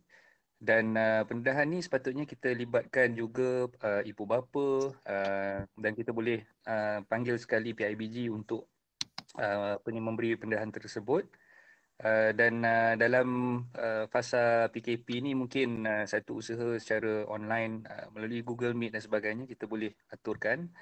Dan saya rasa benda tu memang agak perlu dan penting, sebab kebanyakan daripada kita bila keluar je daripada sekolah nak masuk ke universiti, mereka terlalu bergantung harap kepada PTPTN dan mereka terpaksa meminjam untuk menyambung pelajaran. Jadi mungkin dalam masa terdekat ni adik-adik daripada level form 1 tu lagi kita dah kena dedahkan betapa pentingnya untuk menjaga, yalah, orang kata mengurus kewangan dengan baik, supaya bila mereka keluar tu nanti mereka tidak terlalu bergantung kepada sumber-sumber kewangan pinjaman yang ada lah untuk menyambung pelajaran. Itulah saranan daripada saya, insyaAllah. Terima kasih. Satu saranan yang baik ya, saudara Isaac. Saya kira bagi pihak Esko Anadi, kita ambil serius perkara ini dan kita boleh bawa kepada Tuan Haji Ahmad Syafrin, pengetua, dan juga Ustaz Bakru lah sebagai orang kuat rantaian Anadi dengan Smart Kajang, insyaAllah. Mungkin Abang Ju nak sampaikan sedikit ke pengalaman di tempat lain ke apa ke, melalui pengalaman abang dalam yang Isaac maklumkan tadi. Ya, saya baca juga di in-call messages yang disarankan oleh saudara Isaac tadi, penting untuk kita bagi survival. Sebab kita lihat dia terkait juga dengan cope mechanism yang saya sebutkan tadi, bagaimana sebab kita lihat anak-anak muda kita ini berdasarkan pemerhatian kita semakin kurang dari sudut kemahiran insaniah mereka, kerana mereka banyak sebenarnya orang muda kita ni dia banyak dia adalah technological junkies. Mereka ni orang kata tech savvy, banyak bermuamalah, berinteraksi dengan orang kata ni lah gadget ni. Jadi mereka kurang dari sudut kemahiran insaniah tu, termasuklah survival ni. Ya, kita lihat kes baru ni di seorang pemimpin pelajar di sebuah universiti terkemuka lah juga ada juga terlibat dalam cubaan membunuh diri. Bayangkan tu pemimpin pelajar. Maknanya dia tidak boleh cope dengan keadaan kerana mungkin lack of kemahiran insaniah tu. Ya, kemahiran survival, bagaimana nak berhadapan dengan situasi yang sukar. Saya ingat baik cadangan saudara Isaac tadi, bagaimana kita boleh tips survival bukan saja dari segi aspek ekonomi penting, ekonomi pun memang very crucial, tapi juga bagaimana nak cope dengan keadaan semasa, dengan berhadapan dengan situasi sukar. Dan juga bagaimana nak yang penting dalam elemen pembangunan beliau ni ada dua, iaitu yang pertama sekali adalah kompetensi, yang keduanya adalah resiliensi. Bagaimana yang penting tu resilient tu, bagaimana dia semua akan berhadapan dengan masalah, tapi bagaimana dia boleh bangkit dan bangun resilient, dia boleh ada daya juang, daya tahan yang boleh dibangkit semula lepas jatuh, lepas dia terduduk tu. So sebab itu ilmu survival saya setuju penting. Tips survival ni, bagaimana orang muda kita ni lebih kreatif, lebih endurance, lebih ada daya tahan untuk berhadapan dengan situasi-situasi yang sukar. Memang saya ingat memang situasi memang amat sukar. Ya, tak mudah juga, tapi bagaimana kita nak equip themselves, kita nak mempersiapkan mereka dengan ilmu-ilmu yang mereka boleh survive lah. Ya, setujulah untuk kita turun, abang-abang kita turun balik, bagilah tips-tips survival, bagaimana nak orang kata macam saudara Isaac sendiri terlibat dalam bidang hartanah, kan penting juga bagaimana kita sededahkan daripada awal. Sebenarnya ada banyak ruang-ruang untuk mereka generate income, untuk mereka orang kata survive dari segi ekonomi. Abang Ju, kita ada soalan dari Dr. Irwan. Dr. Irwan Anadi 98 dan juga pensyarah ekonomi UIA. Dr. Irwan, silakan. Terima kasih Datuk Ridwan. Brother Jufitri, saya ada dua soalan. Soalan pertama, soalan simple je. Soalan pertama tadi, lepas dah dengar macam-macam pelbagai masalah dan usaha yang dibuat oleh Majlis Belia Malaysia untuk menyelesaikan pelbagai cabaran ni. Soalan pertama saya nak tanya, apakah pandangan Majlis Belia Malaysia terhadap orang kata religious approach ataupun spiritual approach? Sebab tadi saya nampak macam bila Brother Jufitri present masalah tu macam menyeluruh lah. Ada cabaran mental, cabaran ekonomi. Cuma presentation tadi menarik sebab banyak yang direferkan kepada tulisan-tulisan ulama' silam dan ulama' contemporary. Cuma dari sudut macam kata the formal approach by the MBM itself, adakah dia memang ada guna approach agama macam tadi Ustaz Ismail Cikgu sebut dalam tu kan, melahirkan generasi Al-Quran. Jadi adakah pernah tak ataupun apa yang dibuat dari sudut nampak macam kita boleh guna pendekatan agama untuk address these issues? Itu yang pertama. Yang kedua yang saya lebih menariknya sebab macam Brother Jufitri kita semua sekolah agama. Lepas tu Brother Jufitri masuk UIA kan. Jadi dalam masa kesemua banyak tahun hidup kita ni dihabiskan kita hidup dalam komuniti orang Islam saja. Tapi bila dah mengepalai Majlis Belia Malaysia sebab dia peringkat negara kan. Saya for sure lah mesti banyak berinteraksi dengan masyarakat bukan Islam dan sebagainya. Jadi nak tanya penerimaan dan kalau boleh nak dapatkan juga nasihat lah kita dalam masa kita nak jaga akidah kita kan, kita orang Islam. Tapi sebab nak juga kebersamaan, inclusivity tu dengan yang bukan Islam juga sebab negara ni kita milik bersama kan. Jadi nak minta yang itulah dua soalan daripada saya. Terima kasih. Abang Jo, Cikgu Zainuddin ada soalan. Abang Jo nak jawab dulu yang Dr. Irwan ke? Boleh ambil sekali lah. Ambil, okey. Cikgu Zainuddin dipersilakan soalan.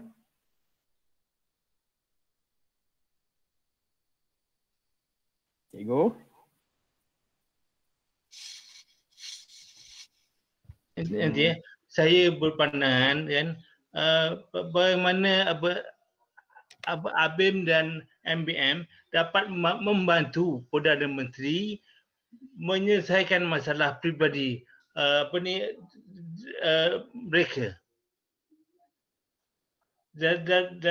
dalam mengatasi masalah ekonomi dan sosial. Baik. Okey, baik cikgu. Saya serahkan Abang Jo. Baik, saya jawab ringkas bagi memberikan ruang untuk yang lain bertanya dan juga memberikan pandangan. Saya pun mengalu-alukan pandangan dah sebab kita memang di peringkat tertinggi ni memang kita perlukan banyak idea. Dan idea ni sebenarnya penting untuk kita memberikan solusi-solusi yang tuntas lah untuk pelbagai permasalahan. Jadi saya harapkan mungkin teman-teman boleh juga bagi idea lah selain daripada bertanyakan soalan. Religious approach memang yes, kalau di bawah kategori Majlis Belia Malaysia ni kita ada religious youth base. Kita ada beberapa kategori pertubuhan belia. Salah satunya adalah pertubuhan belia yang berasaskan agama. Sebagai contoh kita ada ABIM, kita ada Majlis Belia Hindu, Persatuan Belia Buddhis, Young Buddhist Association of Malaysia, kemudian Persatuan Belia Methodist, Persatuan Belia Kristian, Persatuan Belia Sikh dan juga kita ada yang berbasiskan agama lah. Memang semua setuju bahawa pendekatan keagamaan ni penting untuk kita menangani isu-isu belia kita. Dan kalau boleh saya rumuskan, antara elemen yang penting adalah bagaimana kita boleh menggunakan kaedah pementoran, iaitu apa yang saya gunakan istilah naqib dan ahli usrah. Dalam konteks pelbagai lah, dalam mentor dan mentee, kita pun ada dulu di sekolah. Saya ingat itu antara pendekatan yang penting. Aspek yang penting dalam pembangunan belia adalah tajuk-tajuk seperti pementoran ni. Maknanya kita ada seorang adult, seorang guru, seorang abang, seorang kakak yang boleh bimbing budak-budak ni dari segi sudut kerohanian. Ini memang penting dari sudut pembangunan jiwa mereka. Nak menjadi hebat, memang kena ada mentor, memang kena ada orang yang membimbing, spiritual leaders dia. Sebab itu saya selalu mengambil contoh apa yang ditulis oleh Syekh Muhammad As-Sallabi dalam kitabnya Fatih Al-Qastantaniyah. Beliau menyebutkan bahawa kejayaan Sultan Mahmud Al-Fatih, dia adalah Fatih hissi. Sultan Mahmud Al-Fatih itu adalah pembuka kota Istanbul yang fizikal. Tapi dia sebut, Syekh Muhammad As-Sallabi sebut, dia ada satu Fatih maknawi. Fatih maknawi ini adalah Syekh Syamsuddin Aq, iaitu guru kepada Sultan Mahmud Fatih. Itu orang sering lupakan. Orang selalu highlight Sultan Mahmud Fatih. Yes, penting sebagai seorang fatih, seorang pembuka kepada kota Istanbul, tapi orang lupa kepada spiritual leaders yang bagi semangat, yang bagi dokongan, yang insight, encourage Sultan Mahmud Fatih supaya dialah yang dimaksudkan oleh hadis Nabi itu, yang disebutkan dalam hadis Nabi riwayat Imam Ahmad tu, la tuftahanna al-Qastantaniyah tu. Akan dibuka kota Baitul Maqdis, sebaik-baik pemimpin adalah pemimpin tersebut, sebaik-baik tentera adalah tentera tersebut. Dan Syekh Syamsuddin Aq lah yang meyakinkan Sultan Mahmud Fatih bahawa dialah yang dimaksudkan dalam hadis Nabi SAW. Maknanya, kaedah bagi saya kaedah yang agama tak nampak terlalu direct adalah kaedah pementoran. Memang ini kita promote mana-mana. Orang muda nak jadi hebat mesti ada mentor, mesti ada yang bimbing dia dari segi, bukan dari sudut kejaya saya sahaja, tapi dari sudut spiritual, dari sudut mental, dari sudut bahan bacaan dia. So itu untuk jawapan saya pada soalan yang pertama kepada Dr. Irwan. Yang keduanya adalah bagaimana bekerja dalam setting kepelbagaian agama dan kaum.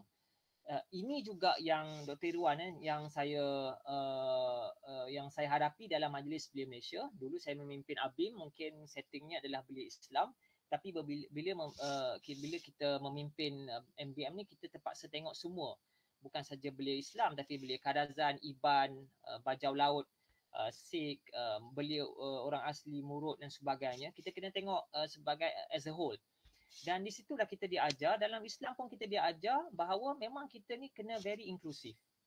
Dan kita belajar sebelum ni, memang kita kena pelihara hak-hak Islam dan bukan Islam. Dan inilah platform yang terbaik bagi saya untuk kita praktiskan keindahan Islam. Dan orang tahu bahawa apabila belia Islam, pemimpin Islam yang memimpin, kita tunjukkan contoh yang baik. Bilhal orang kata. Ya, tunjukkan bahawa bila belia Islam memimpin, kita tunjukkan kualiti yang ada. Sebagai contoh segi punctuality, dari sudut professionalisme kerja kita, kemudian dari sudut inklusiviti kita. Dan apa yang saya buat ketika ambil alih MBM saya terpaksa ambil alih secara apa istilah dia by default.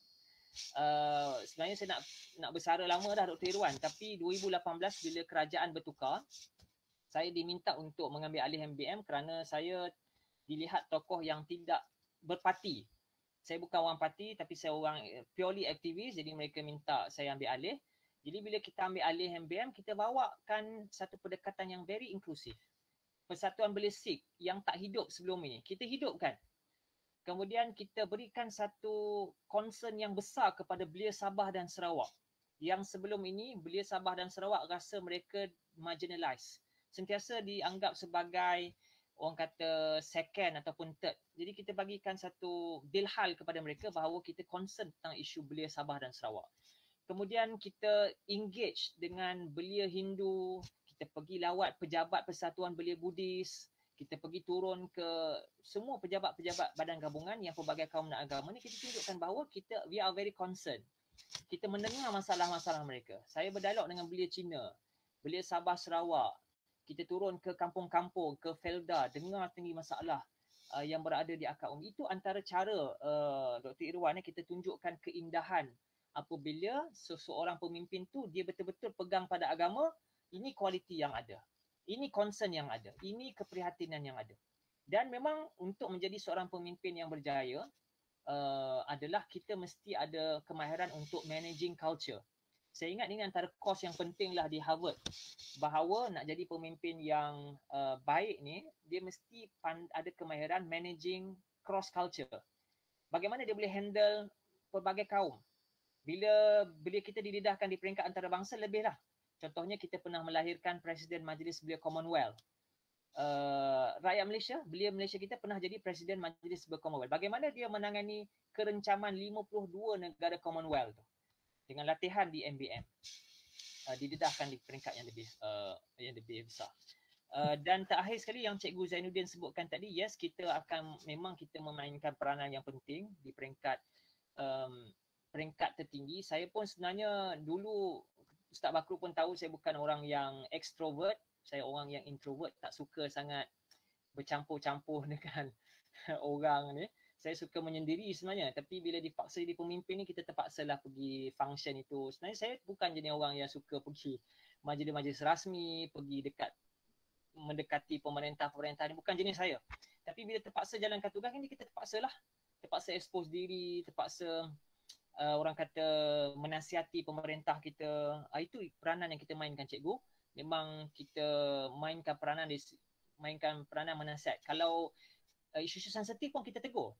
Yang mungkin tak nampak di publik. Orang kata, kenapa kita tak tegur secara publik? Kita ada saluran kita sebenarnya. Saluran yang kita boleh cakap direct, kita boleh cakap straight forward je. Apa yang kita tidak puas hati, apa masalahnya, memang kita direct je dengan kerajaan. Sebagai contoh, dalam konteks Kementerian Belia, memang kita kerjasama rapat dengan Datuk Seri Rizal Marikan. Dia pun sebut pada saya, dia quote satu hadis, Afdalul Jihad, Kalimatul Haq, Inda Sultanil Jair. Dia sebut 2 kali hadis ni pada saya. Dia kata kalau ada masalah tegur. Maknanya dia kata Afdalul Jihad, kata Nabi SAW, sebaik-baik jihad adalah berkata benar di hadapan pemerintah. Jadi tidak sebenarnya berkata benar tu secara publik. Kita ada ruang. Memang ada banyak ruang yang saya boleh sebut secara direct kepada pihak pemerintah untuk menasihati mereka secara baik, secara konklusif dan konstruktif, ya, dengan channel-channel yang ada, insya-Allah, cikgu. Terima kasih, cikgu. Panju, saya baca soalan dari Google Meet Ya. Dari Rushdi Ibrahim. Dengan dunia VUCA, volatile uncertainty, complexity, ambiguity yang bergerak pantas sekarang, laporan indeks kesejahteraan belia boleh diterbitkan, beliau cadangkan diterbitkan setahun sekali agar pemantauan lebih rapat dilakukan. Saranan kepada pihak berwajib untuk dapat berikan dengan lebih cepat laporan ini. Ya, dia sebenarnya saudara Rushdi, kita boleh baca indeks belia ni di portal IRIS, iris.gov.my. Boleh baca, boleh akses indeks ni, dan memang walaupun dikeluarkan setiap 3 tahun, tapi datanya adalah setiap tahun. Ya, boleh baca secara online dengan 12 domain. Sekarang ni indeks belia tu sedang di revise semula. sedang disemak semula untuk menyesuaikan dengan keadaan COVID. Ya, memang boleh baca dan kalau boleh saya share sikit, antara domain yang paling rendah skor dia adalah domain sosialisasi politik dan juga domain ekonomi. Maknanya dari sudut kecaknaan anak muda kita, mungkin salah satu sebab mereka sudah exhausted dengan politik, mereka dah upset dengan politik menyebabkan skor tu agak rendah. Tapi tak dinafikan sebenarnya ada juga ramai anak muda yang minat kepada politik. Cuma mereka tidak diberikan ruang. Ya, sebab itu kita fight dalam setiap pertemuan kita, termasuk tahun lepas saya sebut dalam ucapan Hari Belia, saya sebut depan Yang Amat Berhormat Perdana Menteri, Menteri Belia dan semua hadirin yang ada di Johor, saya sebutkan bahawa kita mahukan dalam parlimen akan datang, bersesuaian dengan populasi generasi muda yang ada di Malaysia ni, kita nak sekurang-kurangnya di parlimen ada lebih kurang 90 ahli parlimen muda. Apa yang ditarikkan sebagai ahli parlimen muda adalah orang yang berumur di bawah 45 tahun. Saya rujuk kepada YB Amin Ahmad. YB Amin Ahmad ni ahli parlimen Kanga dan beliau merupakan pengurusi caucus ahli parlimen muda di parlimen. Dia katakan takrifan ahli parlimen muda ni adalah yang di bawah 45 tahun. Dan takrifan yang kedua adalah orang yang first timer masuk parlimen. Contohnya mungkin dia dah umur 60 tapi dia first time bertanding menang, dia jadi ahli parlimen muda juga. Ya, itu takrifan. Jadi memang kita sarankan kepada pihak parti pemerintah dan parti pembangkang untuk memastikan anak muda minat kepada politik adalah dengan memberikan mereka ruang untuk jadi calon lebih ramai. Ya, lebih ramai lagi calon-calon. Untuk jadi calon dalam, bahkan menjadi menteri, ya, tetapi menteri yang perlu dinasihati oleh golongan-golongan senior. Kita pun ada dulu menteri belia yang muda, kan, tapi perlu dinasihatkan oleh golongan-golongan yang ada pengalaman. Kemudian adalah domain ekonomi lah memang rendah. Jadi saudara Rushdi boleh baca laporan indeks kesejahteraan ni secara setiap tahun. Cuma dikeluarkan secara rasmi setiap 3 tahun lah. Jadi memang kita kena address VUCA ni, volatility, uncertainty dan complexity dan ambiguity ni dalam dunia yang serba tidak menentu dan mencabar ni. Okey Banju, saya ambil satu lagi, Nurul Huda, Nadi Sempur 8, belajar di Jepun sebelum ini. So sebagai masyarakat awam, melalui kajian Tuan Fitri, adakah apa-apa yang kita boleh lakukan immediately untuk membantu belia ketika pandemik ini berlaku, dan apakah demand yang betul-betul untuk kita bantu mereka? Soalan daripada mana tadi? Ada dalam ni? Ada dalam mesej chatbot tu, Nurul Huda Abu Bakar 7.45. 7.45. Okey, 7.45 saya tengok balik. 7.45 Okey, sebagai masyarakat awam, is there anything yang kami boleh lakukan untuk membantu belia pandemik? What is the most in demand untuk membantu mereka?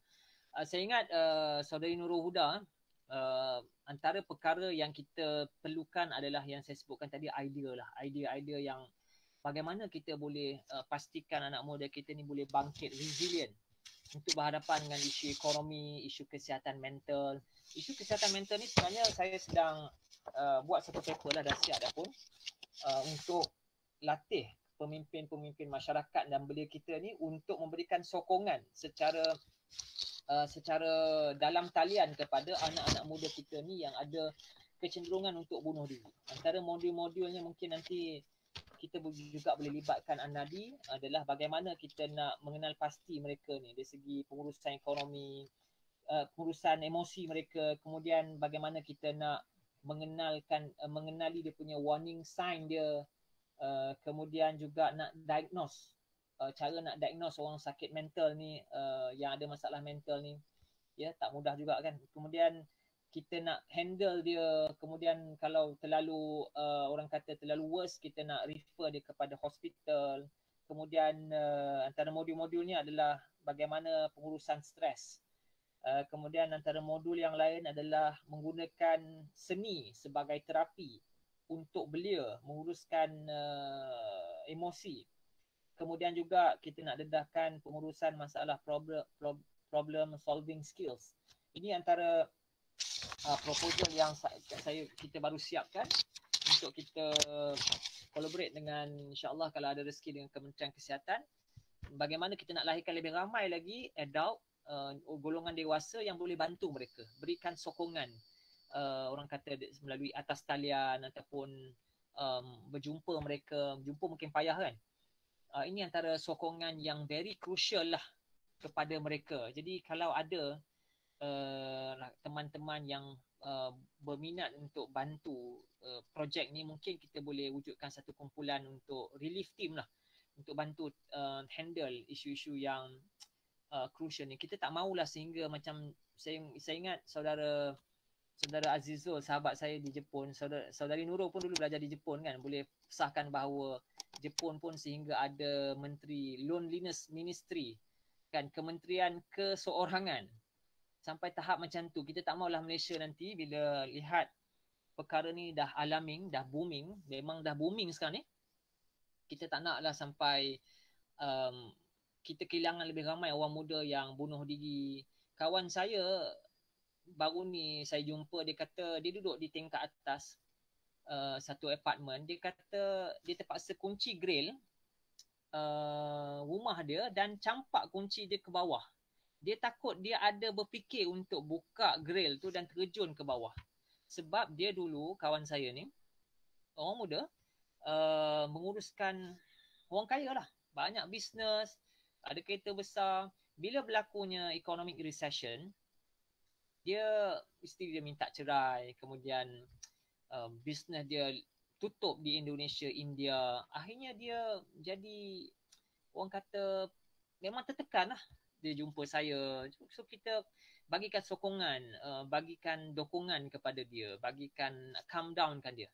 Jadi itu antara yang saya ingat very crucial lah, yang kita boleh bagikan sokongan. Selain daripada Saudari Nurul Huda, bagaimana kita boleh melorongkan mereka tentang info-info yang ada untuk mereka mencari pekerjaan ataupun menambahkan pendapatan. Sebagai contoh saya sebutkan tadi dalam slide, contohnya portal e-Belia yang diusahakan oleh Kementerian Belia. Di situ adalah portal sehenti untuk mereka mendapatkan peluang-peluang pekerjaan, latihan, geran-geran perniagaan. Dan even MBM pun kita ada kerjasama dengan Ustaz Nazri Cik, kita punya senior, Ustaz Nazri Cik, untuk dengan Pusat Kewangan Sosial Bank Islam untuk memberikan pinjaman tanpa faedah kepada anak muda kita yang nak mulakan perniagaan. Kita dah sign MOU baru ni, Majlis Belia Malaysia dan Bank Islam, untuk mana-mana anak muda yang nak mulakan bisnes tapi unbankable, boleh meminjam tanpa faedah dan membantu dia untuk adakan credit history supaya mereka yang unbankable ni, saya ingat ada juga yang muflis kan, dia unbankable lah. Jadi taklah muflis nak pinjam macam mana kan. Jadi itu antara usaha yang kita bantu. Lain-lain contohnya kita kerjasama dengan Carpedia. Bagi anak-anak muda yang struggle, ada kereta tapi dah tak mampu bayar dah. Kan? Tak mampu bayar dah. Jadi letak kereta kat Carpedia, Carpedia akan ambil alih. Ownership masih lagi dia, tapi Carpedia akan ambil untuk jadikan kereta macam Grab lah. Dan akan uruskan everything. Dari sudut insurans, dari sudut maintenance. So dia park aja kereta tu.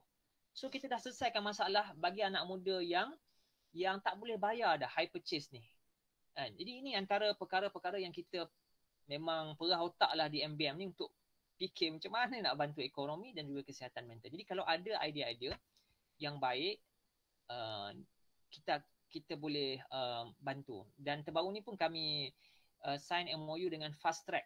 Fast Track company ni ada satu lagi company yang company macam Lala Move dan juga yang menawarkan penghantaran barang. Kita sign MOU dia untuk bantu lahirkan lebih ramai lagi usahawan-usahawan. Ini semualah antara usaha yang kita lakukan. Terima kasih. Saya buka, ada yang nak bertanya yang di sini secara terus. Ada di antara kita cikgu, mantan-mantan guru insya-Allah. Saya rasa Cikgu Ainon ada banyak soalan tu. Dekat dalam FB Live tadi. Cikgu, secara live tanya. Oh, okey. Atau yang lain-lain siapa? Abang Ju, saya bagi satu lagi yang saya rasa menarik dari Hisham MHB. pukul 8.27 soalan tu, selepas tahun pandemik, apa pemerhatian yang dibuat oleh MBM mengenai nilai dan semangat kesukarelaan belia-belia peringkat akar umbi, iaitu di daerah, di kawasan Felda, kampung, taman perumahan yang bergelut dengan survival ekonomi diri serta keluarga. Saya rasa ini penting sebab mungkin ada orang tak nampak, tak perasan kan kalau duduk di bandar. Adakah kegiatan kesukarelaan selepas ini hanya akan didominasi oleh kelompok belia yang sudah stabil dari kewangan dan emosi? Saya rasa soalan ini sangat valid. Mungkin wujud inferiority complex ke nak bergaul walaupun sama-sama jiwanya jiwa ke arah sukarelaan. Tolong Abang Ju jawab dari segi pengalaman dan ikhlasnya ke atas soalan ini, insya-Allah. Ya, saya ingat ini juga cabaran utama yang kita terpaksa berhadapan adalah bagaimana nak ajak lebih ramai orang muda terlibat dalam kerja-kerja kesukarelaan. Sebab sekarang ni mereka kata mereka terpaksa survive dengan keadaan semasa. Kan, nak uruskan, nak fikirkan soal diri mereka dulu. Kan, macam nak memimpin Anadi apa semua ni, mereka tak ada masa. Mereka nak terlibat dalam persatuan kemasyarakatan, persatuan belia. Mungkin mereka rasa tak ada masa kerana mereka terpaksa selesaikan isu mereka dulu. Sebelum COVID pun macam tu hujah-hujah dia. Kan, mereka terpaksa nak kahwin dulu, nak cari, nak stabilizekan, barulah boleh memimpin persatuan. Jadi kita lihat di situ bahawa penting untuk belia kita ini dipelengkapkan dengan kekuatan ekonomi tu. Sebab mereka ialah baru keluar, terpaksa berhadapan dengan hutang, ada yang muflis, ada yang bisnes bankrupt, kemudian disediakan sebagai muflis. Jadi mereka struggle dengan kehidupan semasa mereka. Sehingga kadang-kadang majoritinya tidak ada masa nak fikirkan soal-soal yang lain yang sebenarnya isu rumah tangga mereka, isu orang kata diri mereka pun tak selesai lagi nak fikir benda-benda yang lain. Jadi saya ingat itu antara perkara yang menghambat kita, dan kita sebenarnya memerlukan lebih ramai anak-anak muda yang terlibat dalam kerja-kerja kesukarelaan ni. Sebenarnya kerja-kerja kesukarelaan ni kita lihat, kita bimbang juga akan hanya didominasi oleh belia yang sudah stabil kewangan dan emosi. Dan kemudian yang tak stabil ni mereka agak mungkin lambat untuk start, mungkin umur 30, 32 baru mereka nak orang kata stabil. Dan ada juga cabaran kita, ada anak muda kita yang tidak ada tujuan kehidupan dia.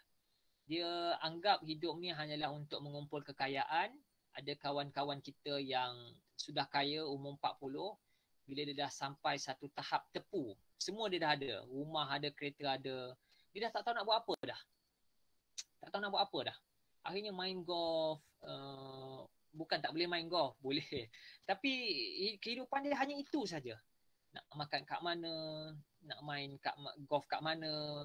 So dia tidak ada orang kata pemikiran-pemikiran kemasyarakatan tu untuk fikir tentang bagaimana bantu orang susah, bagaimana membasmi rasuah, bagaimana memperjuangkan isu Palestin, bagaimana memikirkan, menyelesaikan isu-isu masyarakat, membantu membasmi kemiskinan. Sebab dia hanya fikirkan hidupnya hanya untuk diri dia saja. Kemudian yang terakhir, ketiga, Datuk, adalah anak muda kita yang berhadapan dengan gadget ini. Saya sebutkan pada awal cabarannya apabila mereka sibuk dengan gadget, mereka kehilangan skill-skill kesukarelawanan dan kemanusiaan itu. Dan dah hilang dah kerana 100%, almost 90% kehidupan dia adalah dengan benda ni. Maknanya dia berkomunikasi pun dengan cara handphone. Kemudian dia hilang skill-skill kemasyarakatan. Mereka dah lupa dah tradisi masyarakat Melayu dulu seperti gotong royong, bersihkan kubur, benda-benda yang simple tentang kesukarelaan. Jadi saya ingat itulah antara cabarannya. Datuk, terima kasih. Saya buka dua soalan. Soalan satu saya sendiri punya soalan. Okey. Ya. Saudara Ju, tadi you sebut ada yang dah stable, dia tak join. Okey, kita ringkaskan soalan.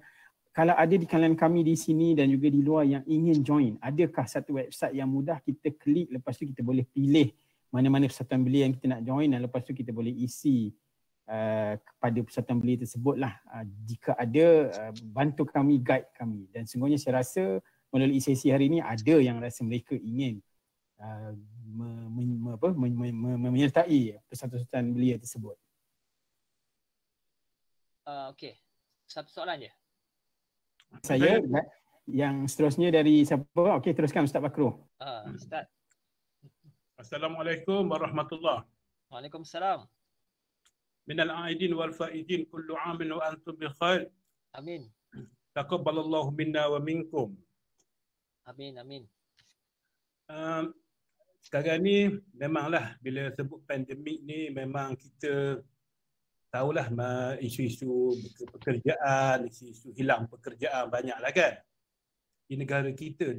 Tapi dalam waktu yang sama kita tengok juga generasi muda di Palestin pun berdepan, tetapi semangat mereka itu. Jadi macam mana kita nak melahirkan semangat itu di kalangan bukan orang muda sajalah di negara kita, orang-orang macam saya pun yang berusia pun kena ada semangat untuk meneruskan kehidupan, sebab mereka bersemangat dari kerja dan mempertahankan tanah air. Kita tak perlu sampai berpegang di sini. Dia berperan ikhtiar untuk meneruskan kehidupan, menambahkan duit untuk bagi makan keluarga. Perlukan motiv. Bagi saya jadikan apa yang berlaku di Palestin itu sebagai motivasi. Kita tak berlaku dengan kematian kan, tapi kita ni cuma kata hilang kerja, betul. Mungkin dulu pendapatan besar tapi sekarang dah kecil. Jadi sebab semangat itu jadi juga rasa apa yang perlu kita beri kepada generasi saya sebagai induk rumah ni, tolong bagi juga cakap jumpa sekali-sekala orang muda. Jadi agak macam Ju lagi besar lah dia punya skop dia kan. Itu wallahu alam saya. Dengar ya. Tak buku kamera Saya minta maaf buku kamera. Okey, bye. Semua nampak handsome Ustaz. dengan TO pagi. Sedap. Oh, sedap tu. Okey, terima kasih. Kalau boleh saya jawab Datuk Ustaz. Sebenarnya memang kita nak galakkan kerja-kerja kesukarelawanan ni dalam bentuk gerakan massa. Sebab itu memang kita hari tu saya cadangkan pada Datuk Seri Rizal untuk kemudian beliau lancarkan Jom Masuk Belia ni besar-besaran lah. Maknanya kita pergi ke kilang-kilang, pergi ke Institut Kemahiran, pergi masuk ke Felda, pergi masuk ke kampung-kampung, ke IPT untuk galakkan orang muda terlibat dalam kerja-kerja kesukarelawanan dan juga kerja-kerja gerakan belia ni. Kerana ia akan memberikan satu kemahiran kemanusiaan kepada mereka untuk mereka concern tentang isu-isu masyarakat. Untuk mereka sedar bahawa mereka ada tanggungjawab bukan sahaja membangunkan diri mereka, tetapi juga mereka ada tanggungjawab untuk membangunkan masyarakat. Dan pengalaman saya berada di luar negara, saya lihat orang memang melihat bahawa Malaysia sebagai harapan lah, sebagai orang kata frontiers kepada kepimpinan dunia.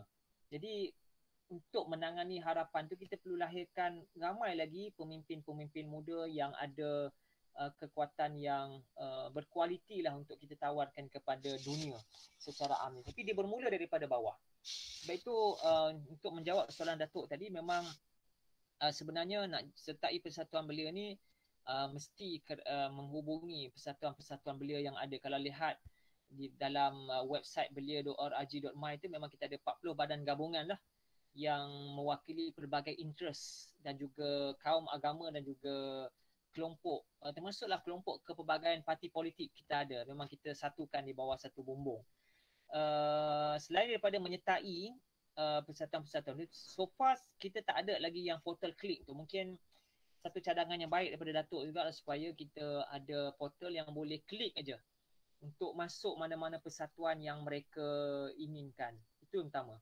Yang kedua, mereka boleh menubuhkan persatuan-persatuan belia yang baru di bawah pendaftar pertubuhan belia, Registrar of Youth. An-Nadi di bawah Registrar of Society kan, Kak Ros. Gerakan belia di bawah Abang Roy, Registrar of Youth. Dan lepas ni takrifan belia akan turun ke bawah-bawah 30. Mungkin sebahagian kita tak valid. Saya pun dah over limit dah.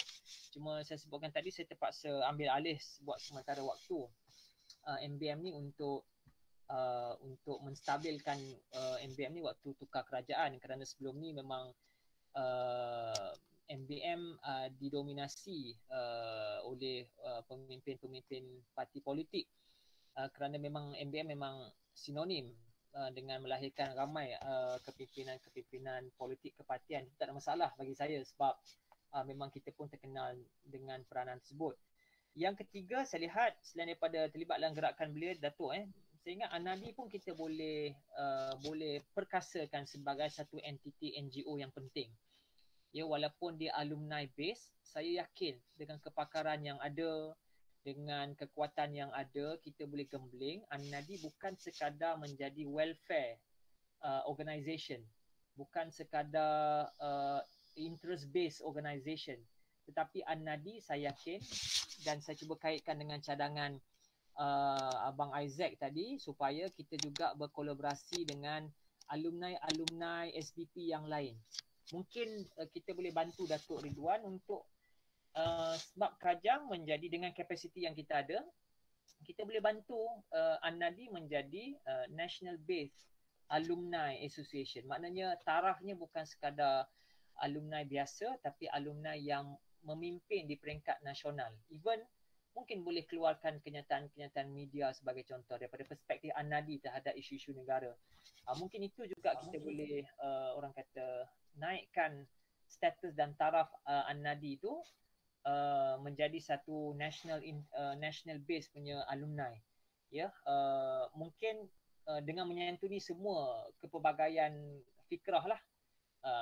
Sama juga di MBM saya buat, kita menyantuni semua fikrah. Sama ada mereka ini yang sokong kerajaan ataupun sokong pembangkang ataupun yang atas pagar, even yang pemikiran konservatif, liberal, pemikiran pelbagai lah jenis pemikiran kita boleh satukan di bawah satu bumbung lah. Jadi mungkin itu antaranya. Kemudian yang kedua, Ustaz Bakru, memang perjuangan rakyat Palestin ni memang sentiasa menjadi dambaan kita, dan kita lihat bahawa mereka sentiasa saja bersemangat. Seperti lagu yang dinyanyikan oleh Michael Hart, you can burn our mosque, you can burn our school, but the spirit will never die. Kan? Kamu boleh bakar rumah aku, kamu boleh bakar sekolah aku, kamu boleh bakar masjid aku, tapi the spirit will never die, kata Michael Hart. Spirit mereka tidak akan mati. So bagaimana kita boleh mengambil semangat kesusahan itu, dia nak diterapkan ke dalam masyarakat Malaysia agak payah bagi saya. Sebab mungkin Malaysia dah jadi maju, dulu kita susah, sebab itu perjuangan orang dulu dengan perjuangan orang sekarang ni berbeza, kerana orang dulu memang terbiasa dengan kesusahan, dan kita pun dah kembali balik susah balik. Jadi mungkin COVID-19 ni boleh menjadi satu inspirasi kepada orang muda kita bahawa walaupun kita kata walaupun mereka susah sekarang ni, sebenarnya susah inilah yang membina karakter mereka. Saya masih ingat waktu saya memimpin MBM dalam keadaan susah, sebab bila bertukar kerajaan ada skeptism kepada MBM. Jadi kawan saya bagi semangat bahawa dengan kesusahan ni sebenarnya membina karakter. Begitu juga orang Palestin dengan kesusahan yang mereka ada, sebenarnya kesusahan tu baik untuk membina karakter. Jadi saya simpulkan bahawa dengan kesusahan yang ada kita berhadapan dengan COVID-19 ni sebenarnya membina karakter mereka, untuk mereka resilient, bangkit balik untuk menjadi belia dan masyarakat yang hebat lah. Terima kasih. Abang Job, last saya dah tak benarkan siapa-siapa soal. Soalan yang agak klise dan kita tutup selepas itu. Ya. Apa plan saudara Zulfitri selepas pencen? Soalan nakal BM tak lama lagi. Itu yang satu. Hati-hati menjawab soalan tersebut. Macam dekat ni pula RTM lah.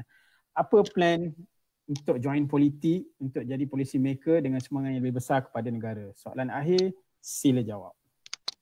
Baik, terima kasih kepada saudara Syah. Syah ni best saya kan, Syahrani ni. Hari tu jumpa. Ini kan Syah ni kan? Apa Syah yang lain? Okay, tak pasti, Syahrani Abdul Rahim. Syahrani Abdul Rahim saya sempat saya.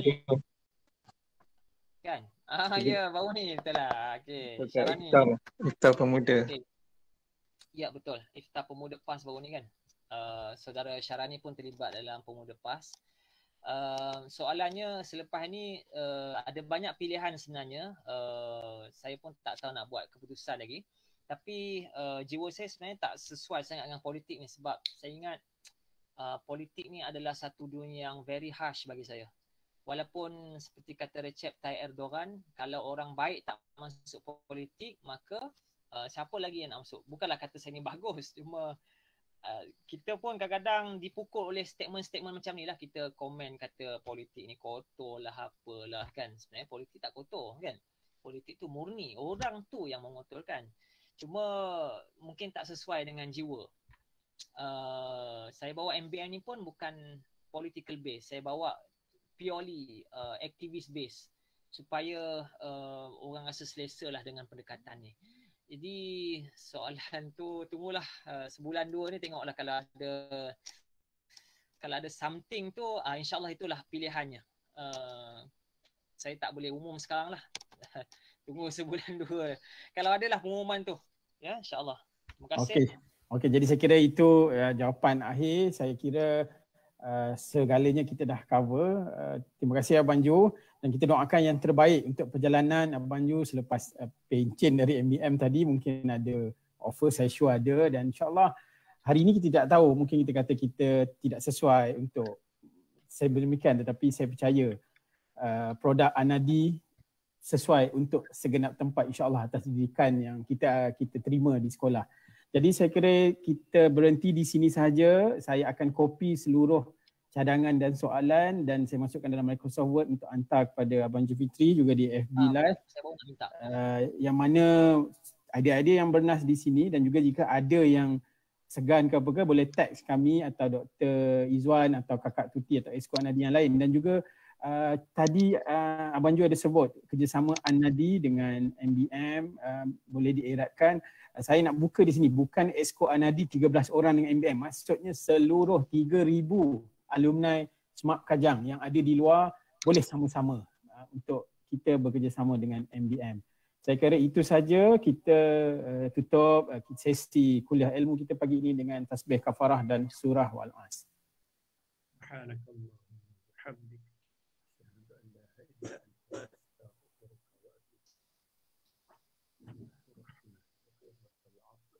Assalamualaikum warahmatullahi wabarakatuh. Waalaikumsalam. Saudara Sazwan boleh off